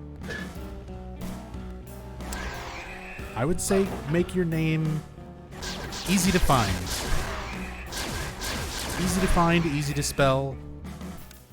The harder it is for people to look up, the harder it is for people to use like shout-out commands, the harder it is for people to find your channel in general, the harder it is for people to like remember your name or give your name to other people. Like, hey, I just watched this really cool streamer doing Silent Hill 3 UFO ending, and it's like, oh, well, what's their name? And think of it in terms of like, is it something that you could tell your friend easily and not have to explain? Or do you have to be like, this letter's capital, that letter's capital, underscore, this number, that number? Like, if you can get rid of any sort of weird uppercase, lowercase mixes with symbols, letters, symbols, numbers, underscores, hyphens, anything like that that makes it difficult for people to share your name, it helps a lot with growing as a streamer.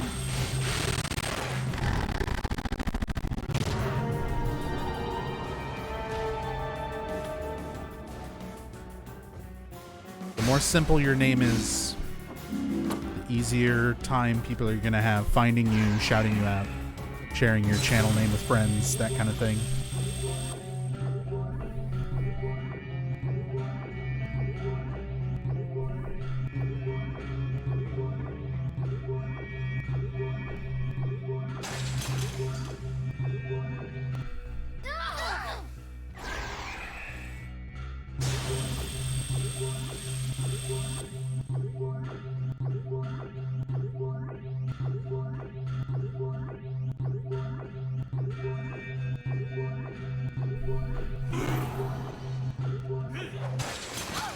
It spawned 2 butchers. The fucking flesh lips can spawn random enemies, and it spawned 2 butchers to just throw shit at me and one-shot me. Good fucking God, the RNG has been so not in my favor tonight. We've been getting such horrible fucking zones, You look dude. like hell, kid. I think I've got just the thing.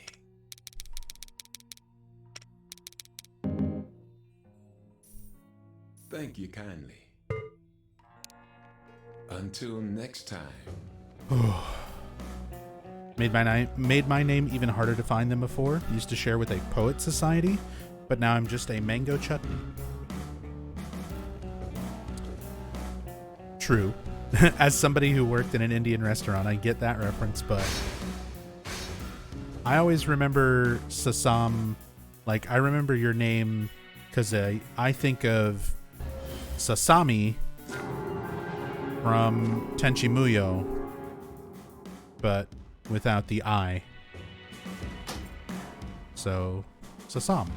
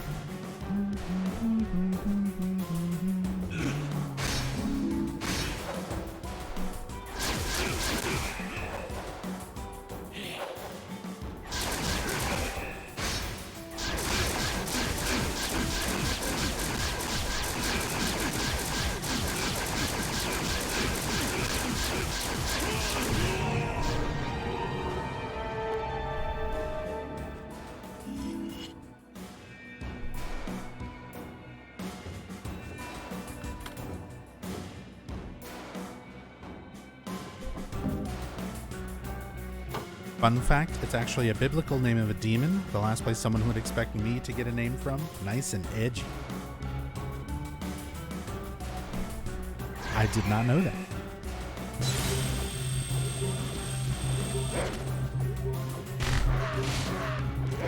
Of course, my weeb brain just goes to Sasami from Tenchi Muyo.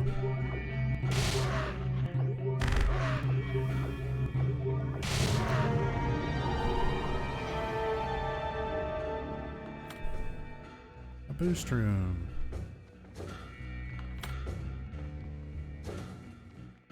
A weapon room. Fuck it. I am done. Get to the exit.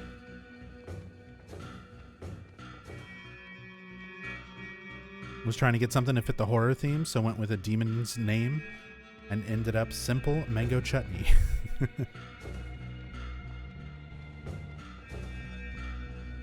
Demon chutney.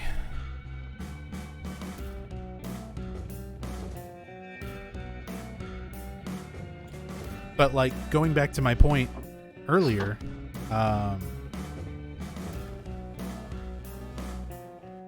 it's an easy name to remember. Short and sweet, easy to spell,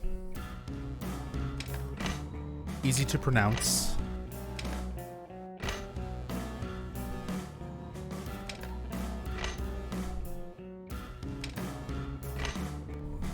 And that makes a big difference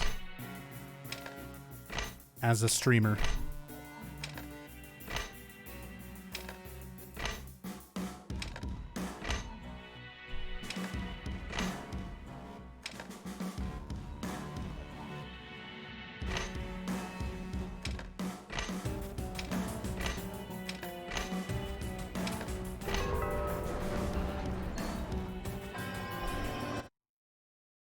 Thank you, Michelle. Bro, another fucking Steel Guardian? Are you serious?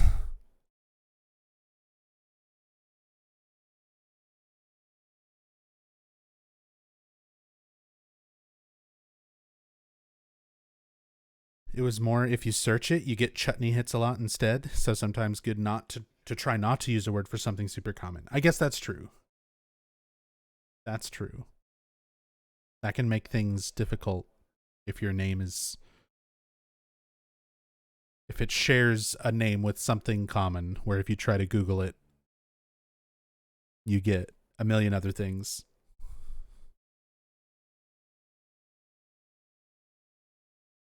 That's a good point.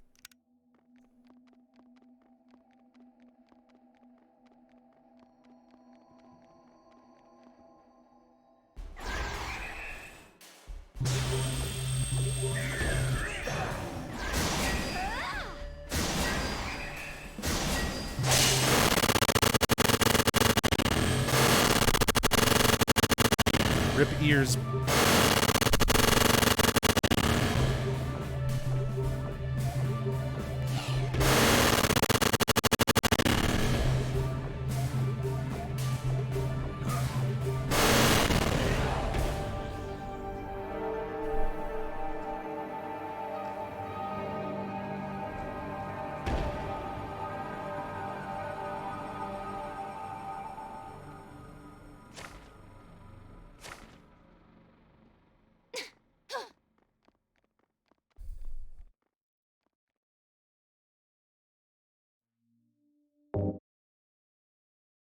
Great audio engineering there. Yeah, I used to think that was a glitch because I'm playing this on like a whitelist modded PSTV, and then I got a copy, not a copy of the game, but a PS Vita.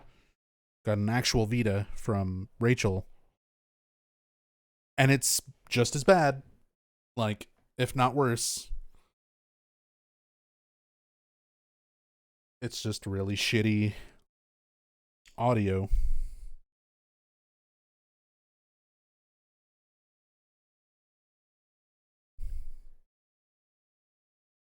I'm going to try to push for zone 300 and then stopping on 300 tonight.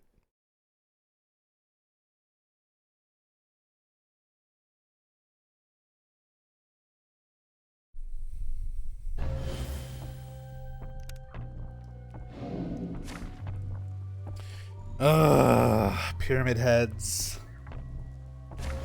There's gonna be pyramid heads everywhere. So as soon as I walk through these doors, like 9 times out of 10 on this zone, I'm gonna walk through a door. There's gonna be a pyramid head right next to the door, and if he manages to clip me with his great knife, I'll just die in one hit. That's gonna be this zone: is walking through a door, there being a pyramid head, me getting hit and dying in one hit before I can react. But let's see how many times it happens.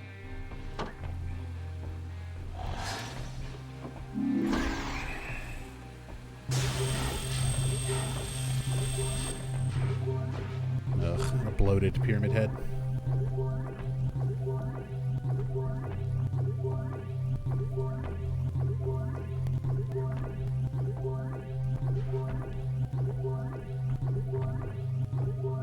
Any day now. I'll take enough damage to die.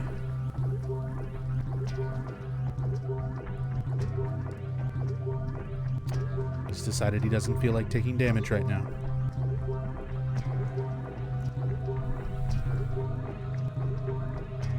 Little by little.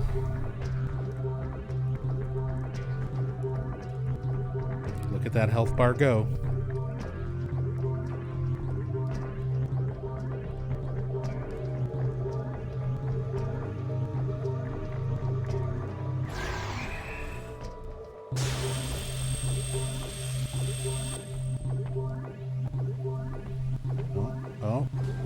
Hey.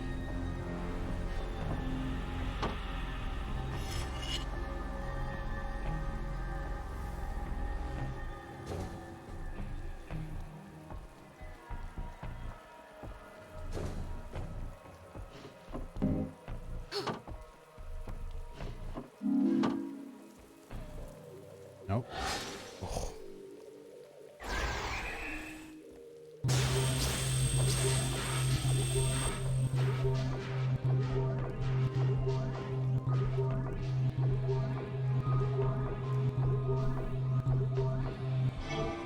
When your Ray Beam of Death has a range cap? That's the thing. It doesn't. It actually doesn't. Pyramid Head just has moves like summoning bugs and certain movement where he's invulnerable to attacks. But like when you play this multiplayer, I could be all the way on one corner of the map, and like Rachel could be on the opposite end of the map. And if I'm shooting this beam and there's no obstruction between my corner and her corner, you can see the beam all the way like on the other corner of the map.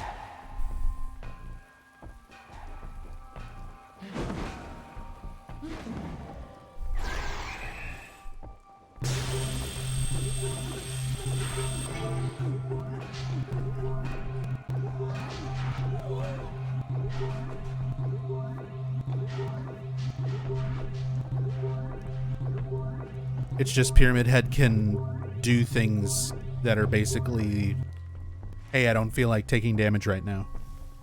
All the mini bosses like Bogeyman, Butcher, Pyramid Head, they all have things that they can do where they're basically just like, nah, I don't feel like taking damage right now. Or, no, I don't feel like being stun locked right now. Or even knocked back slightly.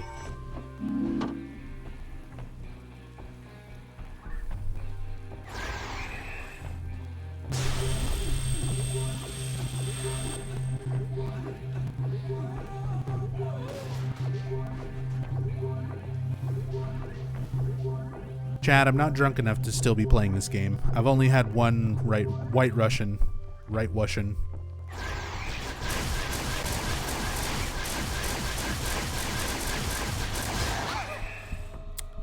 And there was Pyramid Head deciding he doesn't feel like being knocked back by my weapon, so he just walks forward, even while taking damage, and stabs me in my mouth, and I die in one hit. By the way, I'm maximum level in this game. I'm level 70 with the highest possible vitality you can have. And 80% of the enemies can still just one-shot me anyway. Don't you love RPGs where your stats don't matter? I sure do.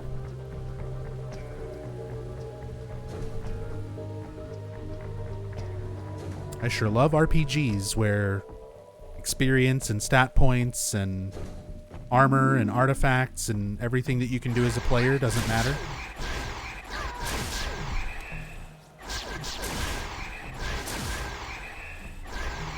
And nothing is actually balanced around the player's level or skill. Sure is good. There's good game design.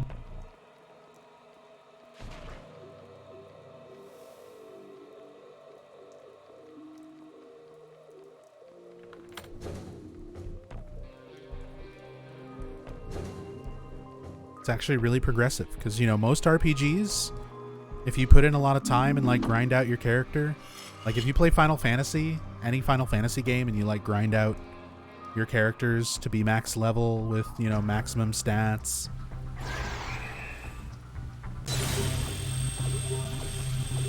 usually you're rewarded by like being able to get through most fights a lot easier. There will still be some like boss fights and things where you still have to play strategically, but, you know, you can handle them a lot better.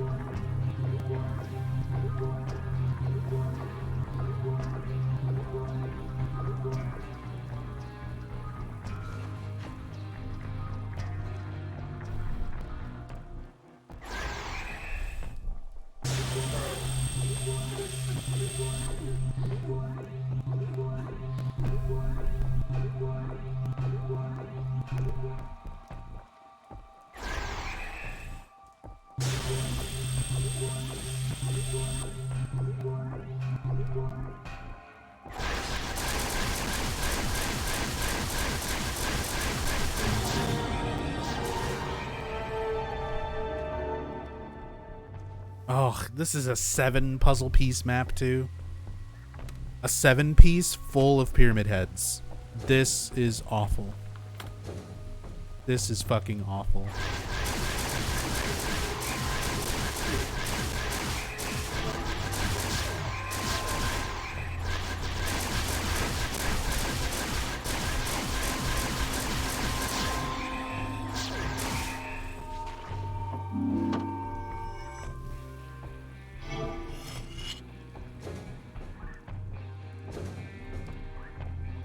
Where's Howard?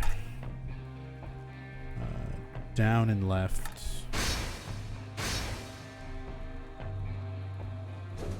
Kind of like playing Oblivion and leveling a ton without actually using stat points. And then the game still scales. But worse because you are using stat points, yeah.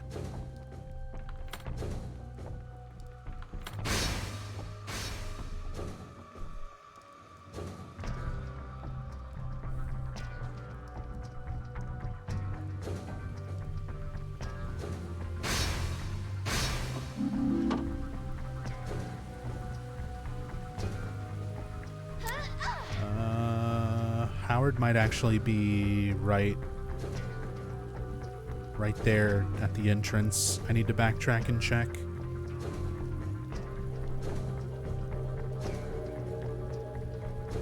Hey, Maria. Hope you're doing well tonight.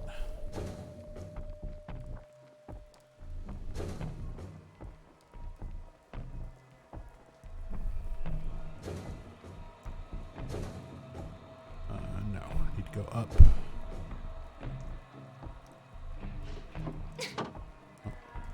Actually, I'll take that.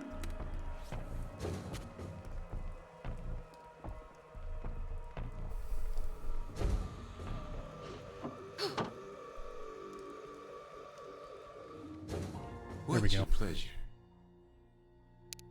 I think I've got just the thing.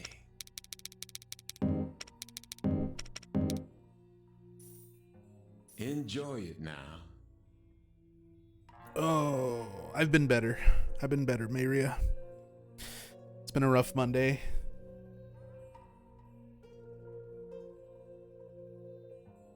And Book of Memories on top of a rough day today is not helping things. In fact, while we're here at Howard's, I'm gonna go refill my alcoholic beverage. Actually,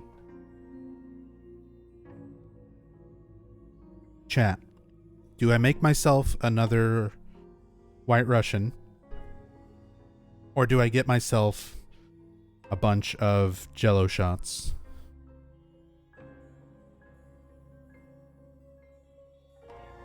White Russian or Jello shots?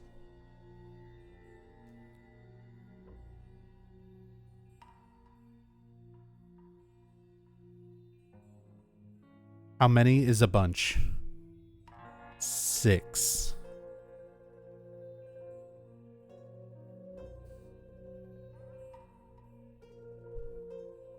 Just saw The Big Lebowski, so White Russian. Was finna say Russian, but shots. Got any tequila? I do actually. Jello shots? There's tequila in some of the Jello shots. Like, they're very strong Jello shots. Rachel makes really fucking good, strong Jello shots. And we have a ton of them left over from Christmas. Why not both?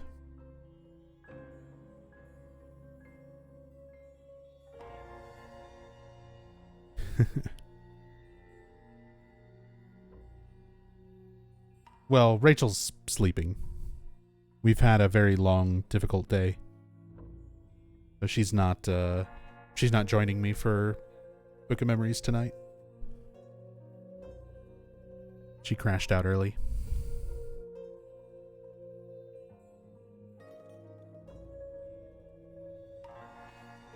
Did she use brand name Jello? Yes. She was spared from the horror? Not really. She has more progress in this game than I do. I'm finally almost caught up to her. She's on zone 317. So I'm like 18, 19 zones away now.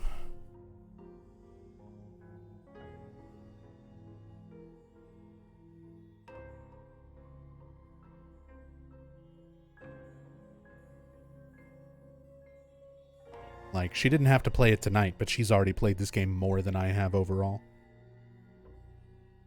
Both. We'll start with some Jello shots. I'm gonna go get Jello shots. I'll be right back.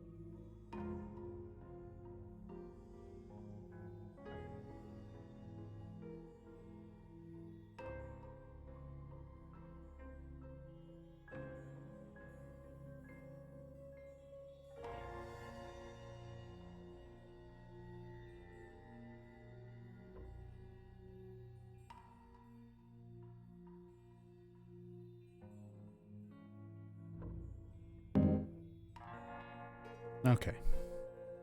I have returned. I have Jello with alcohol mixed in. Want to know how the kitties are? All of the kitties are good. Vinny and Ziggy have been doing just fine.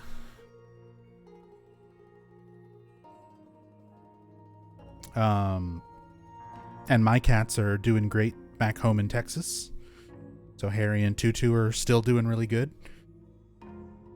It's been a year since I took Tutu to the vet the first time. A couple of days ago was the 1 year anniversary that I had to take Tutu to the vet. Oh my God, you're not in Texas. I have not been in Maria. You gotta catch up. Haven't seen her on in forever. So I moved to Georgia from Texas, and I've been living with Rachel since July.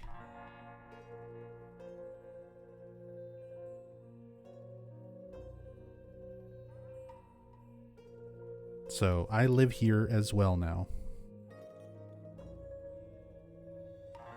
And Rachel has been streaming a lot more.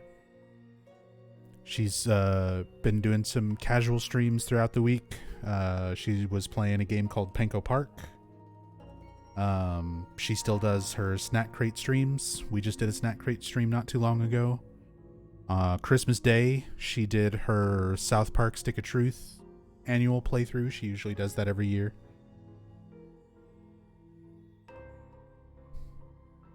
Work in the mornings and can't catch the late night streams much anymore.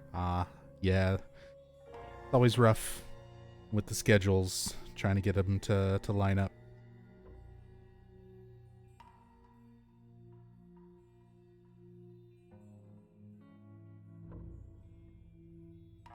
Nubs has 5 cats in 2 different states. 4 cats in 2 different states. But yeah. Harry and Tutu are both still doing really good. My mom's able to take care of them, no problem.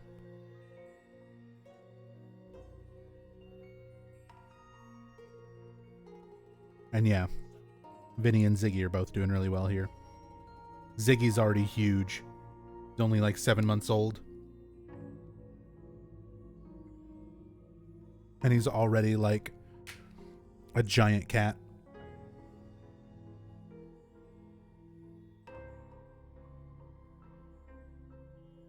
Sorry, I'm still on BRB. I need to actually suck down some of these Jello shots before I keep going. This fucking game gets on my nerves.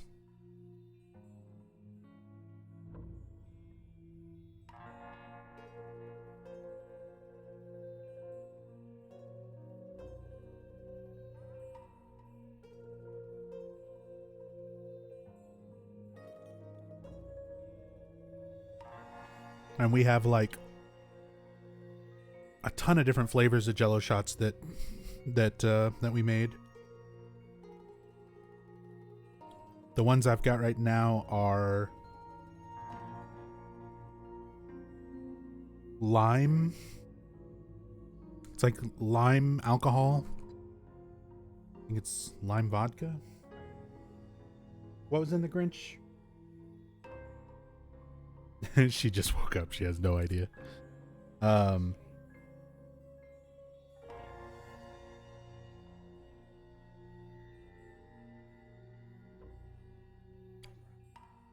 Tequila and lime rum. And lime jello. And then I've got the orange dreamsicles, which is orange tequila, mandarin orange vodka, and orange jello, right? And Cool Whip. Alcoholic dreamsicle jello shot. They're very good. Maria says hi.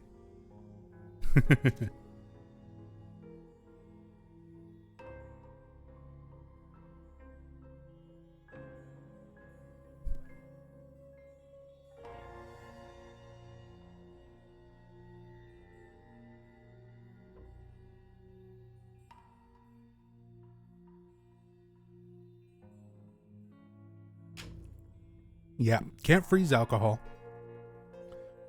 Some of these were so alcoholic, like we weren't even sure that they would set with the Jell-O.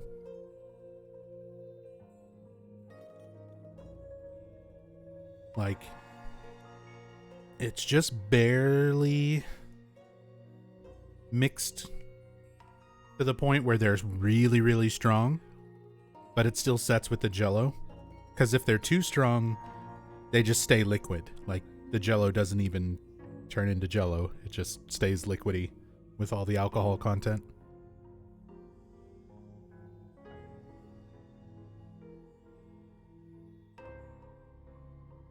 But Rachel's gotten really, really good at making these.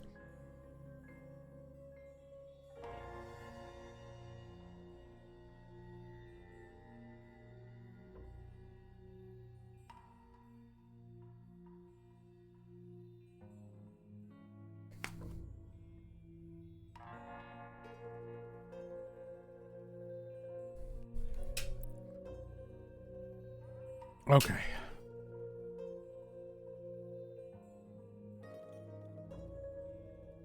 I ate 4 of them. Got 2 left.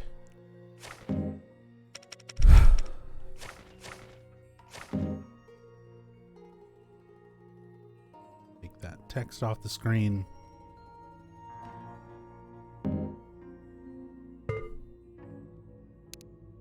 Until next time. Okay.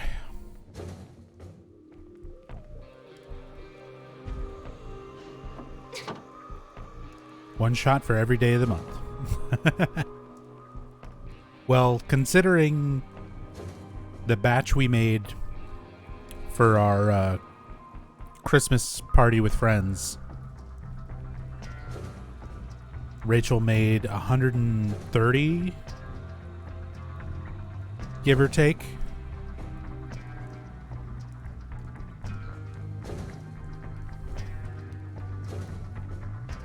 I think we can make that work.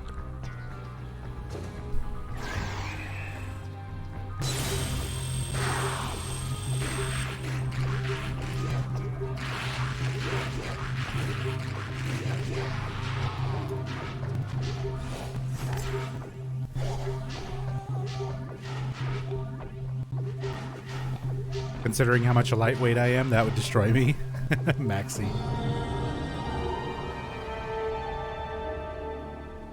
You'd probably be pretty damn good after like 2. As strong as these are.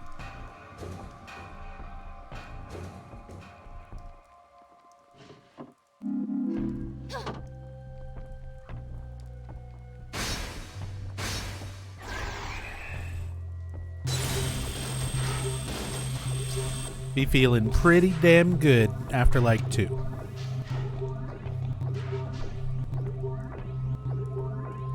Remember the Korean wine? I think you drank like twice as much as I did, and I was good. Yeah, I've gotten to where I drink that stuff by like the bottle now. I was doing that for a while when I was doing my Book of Memories streams, where I would just go through a whole bottle of soju.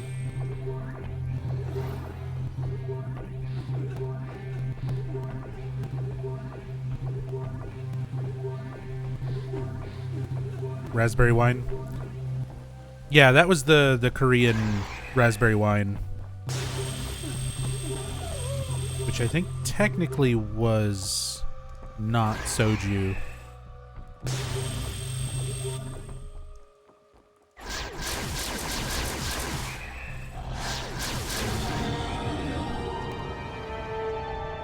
But yeah, it's one of those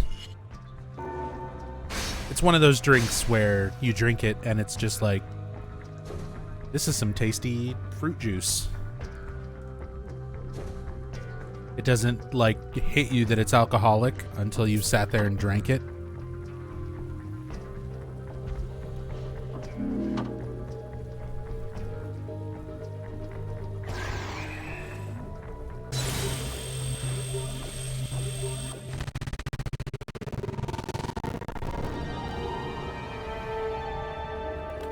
Oh, ghost room.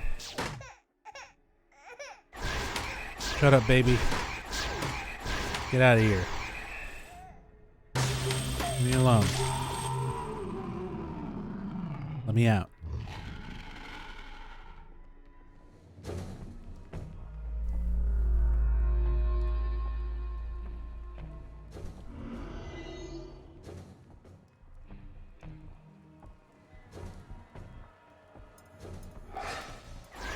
Oh, remember what I said?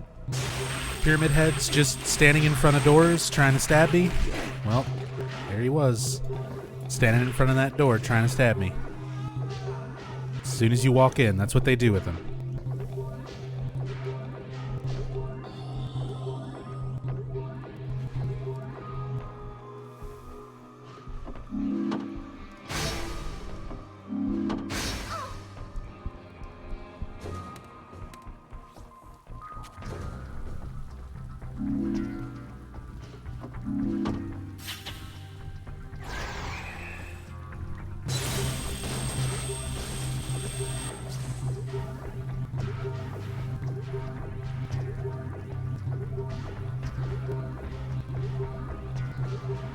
How's that a negative action? Isn't Ghost Baby gonna kill you? No, it doesn't attack or damage you or do anything like that. You basically just have to decide between leaving it alone and letting the music play or killing it. And I just kill it because it gets me out of the room faster. And I don't give a shit about my karma alignment. Because all those, the good and bad choice room, what I call the ghost rooms is karma alignment, which is this bar up here. And it affects your game ending and your notes and some of your abilities. And I never use karma abilities. And I'm just grinding out zones, so I don't give a shit about notes or endings or anything like that at this point.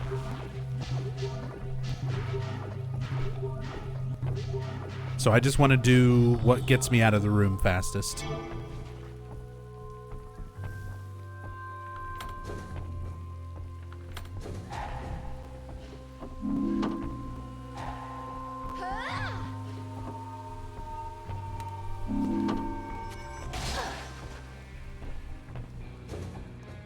Am I going to be doing more Death Stranding later?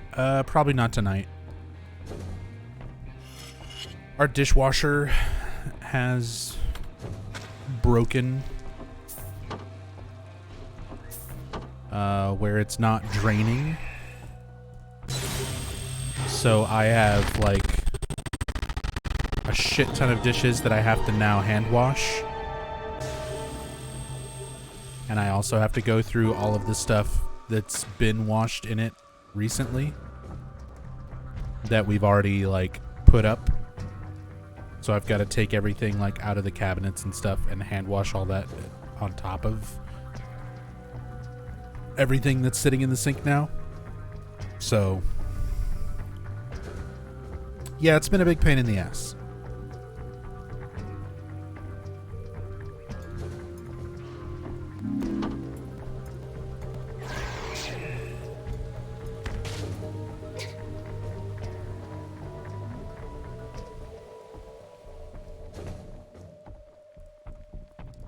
Dishwashers, just wash your dishes with your hands. I mean, that's what I have to do now. And I live in a house with 3 people, and I'm pretty much the only one who does dishes, so it's a lot to fucking do.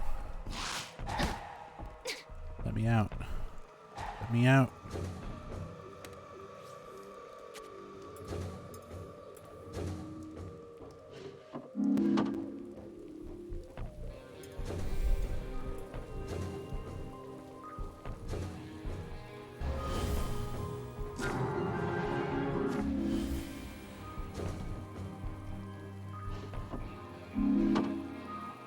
Is it apartment? No, no, no.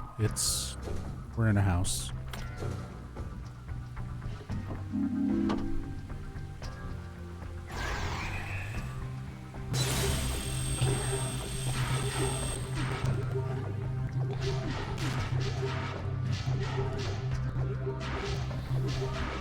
But like, we just figured out this morning that it's not draining, not working. And basically just kicking dirty water back up whenever we run it. So we're going to get it fixed and or replaced, probably just I'll just repaired. stay here looking pretty. But it just takes time. In the meantime, I have to do a whole lot of dishes by hand. But on top of doing all of that, it's just, we've been up since this morning, fucking around with it. This morning? Yesterday morning?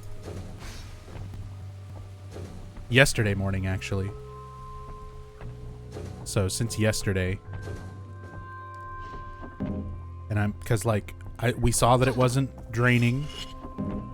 So I had to manually drain it.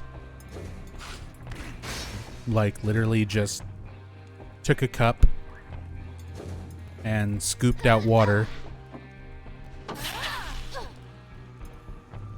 to drain it so that I could take it apart, so that I could clean the filters and see if that fixed it.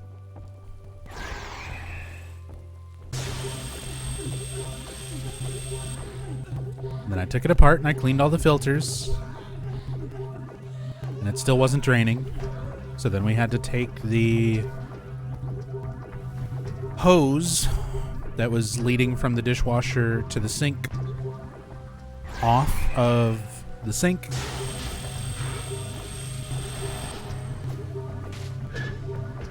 And use a wet vac to try and pull any water through it.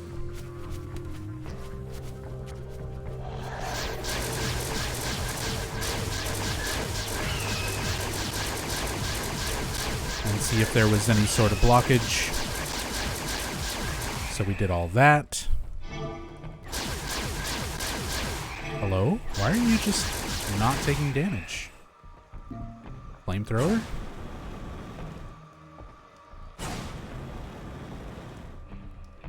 What is with this pyramid head? He's just corrosive. But he's taking 8 damage per zap of my laser. His defense should not be that high.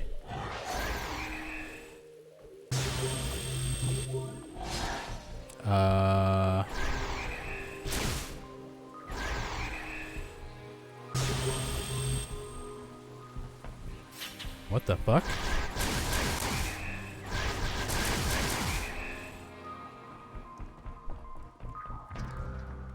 Well, I guess I'm just gonna leave him in there. I don't have to kill him, I guess. Oh. Actually, what the fuck am I doing? I'm done. I've got 7. I'm going to the exit.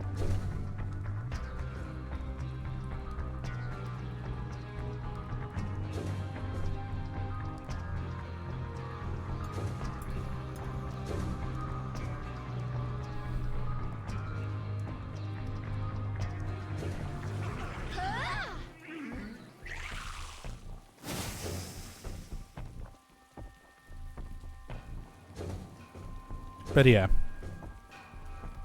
It's been a rough couple of days dealing with that shit.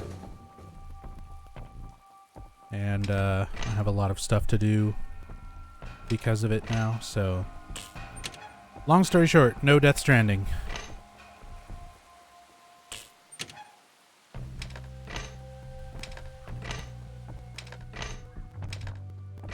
No Death Stranding tonight.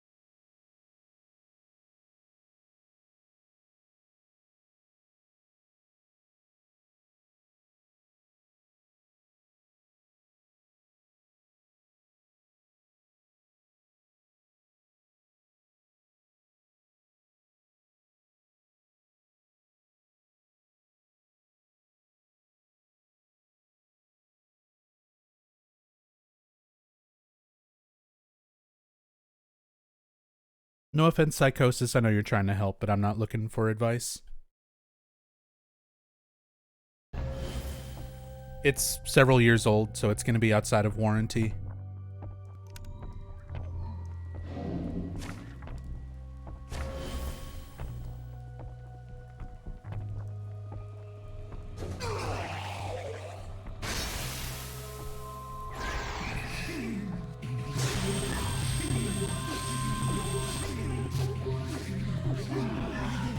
Like, we know what options are available to us. It's not under warranty anymore. So customer service is not going to do anything for us.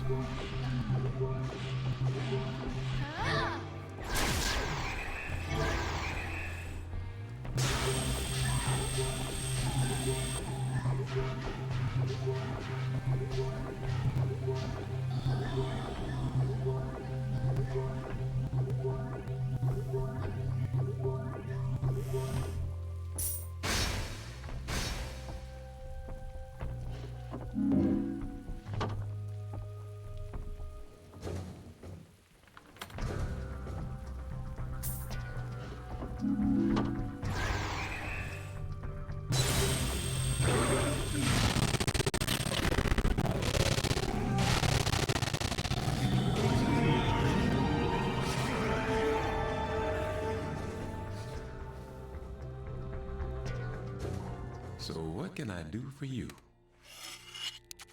Spend those memories wisely now. I do believe... See you again.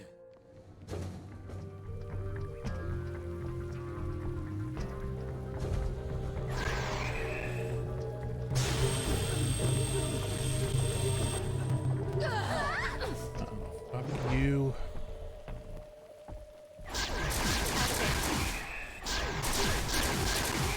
Fuck off, Roshoff.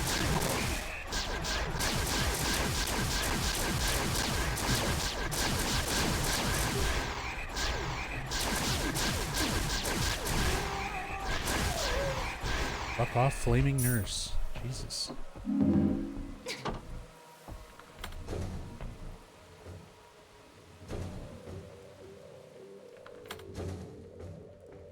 There's the exit.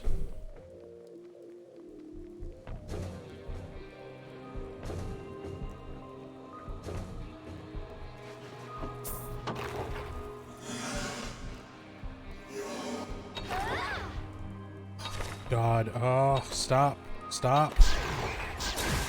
Oh my god, these fucking disarming enemies.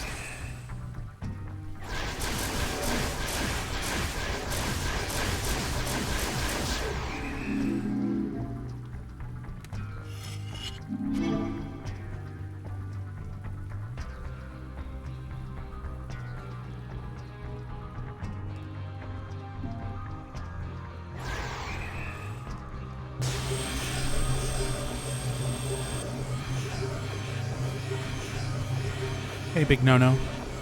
Happy hunting? Happy is not allowed. Not on Book of Mondays. There is no happy to be had here.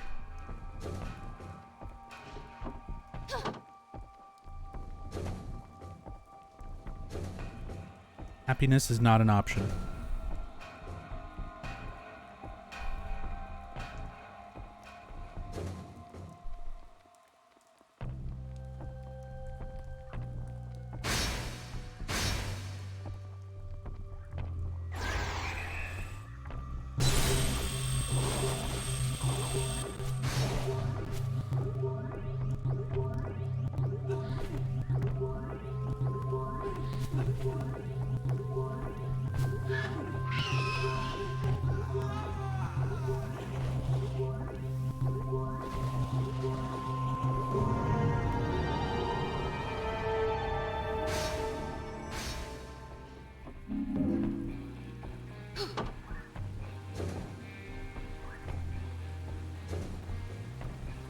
Nope.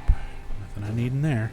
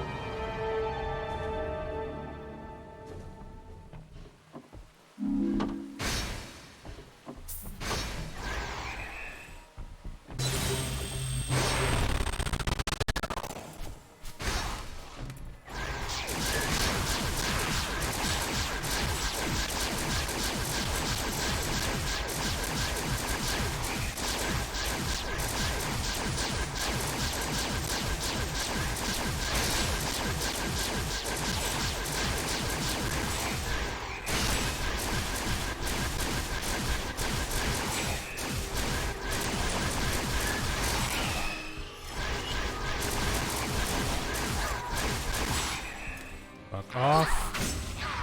No, no, no, no, no. Stop, stop. Fuck me, dude. 2 enemies that are barely taking damage because they're both healthy type. And both of them can trap me and the other can one-shot. Get stuck in the QTE with the Needler so that the Schism can one-shot. Fuck. This game, dude.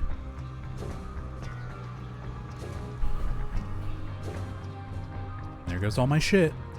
Might as well go restock at Howard's, I guess.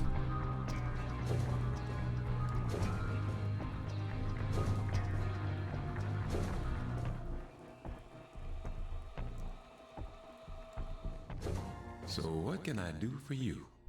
All right. Having another Jello shot.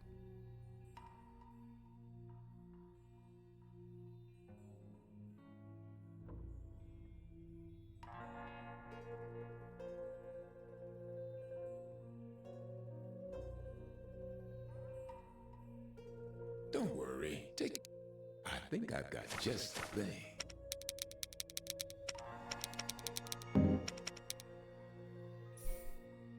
I do believe you know where I am if you need me.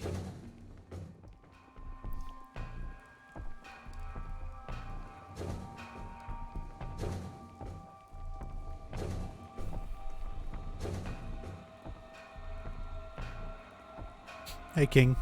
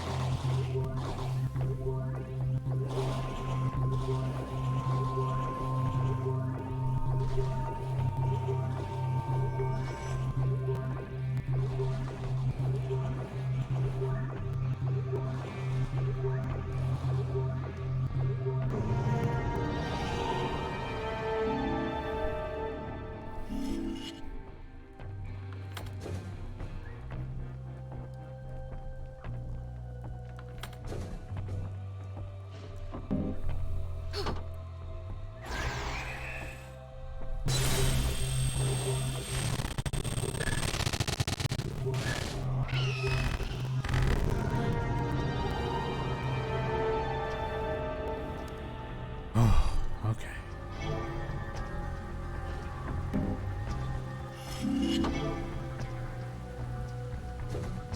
Go to the exit.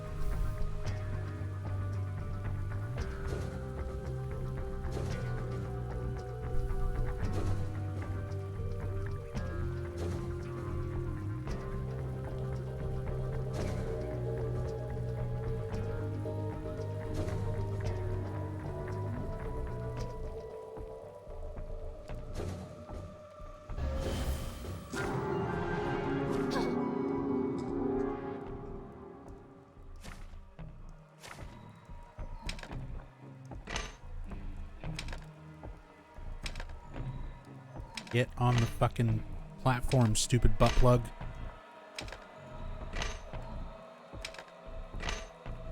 Your shitty fucking controls.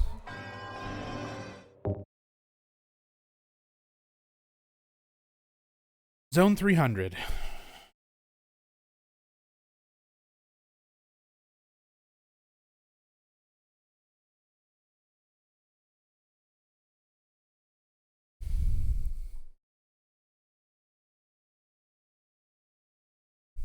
And I am not going to do it.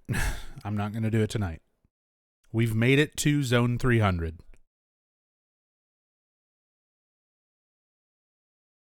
So that's where I'll start the first Book of Mondays of 2022. We'll start it with Zone 300. Only 200 zones to go.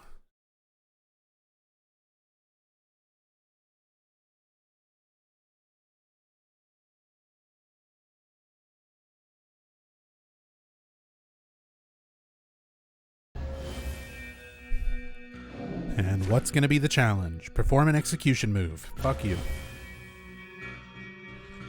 That ain't happening. But we're officially on Zone 300. So next Monday, the first Monday of 2022, we'll kick it off with Zone 300 and onward. 200 more zones of this game.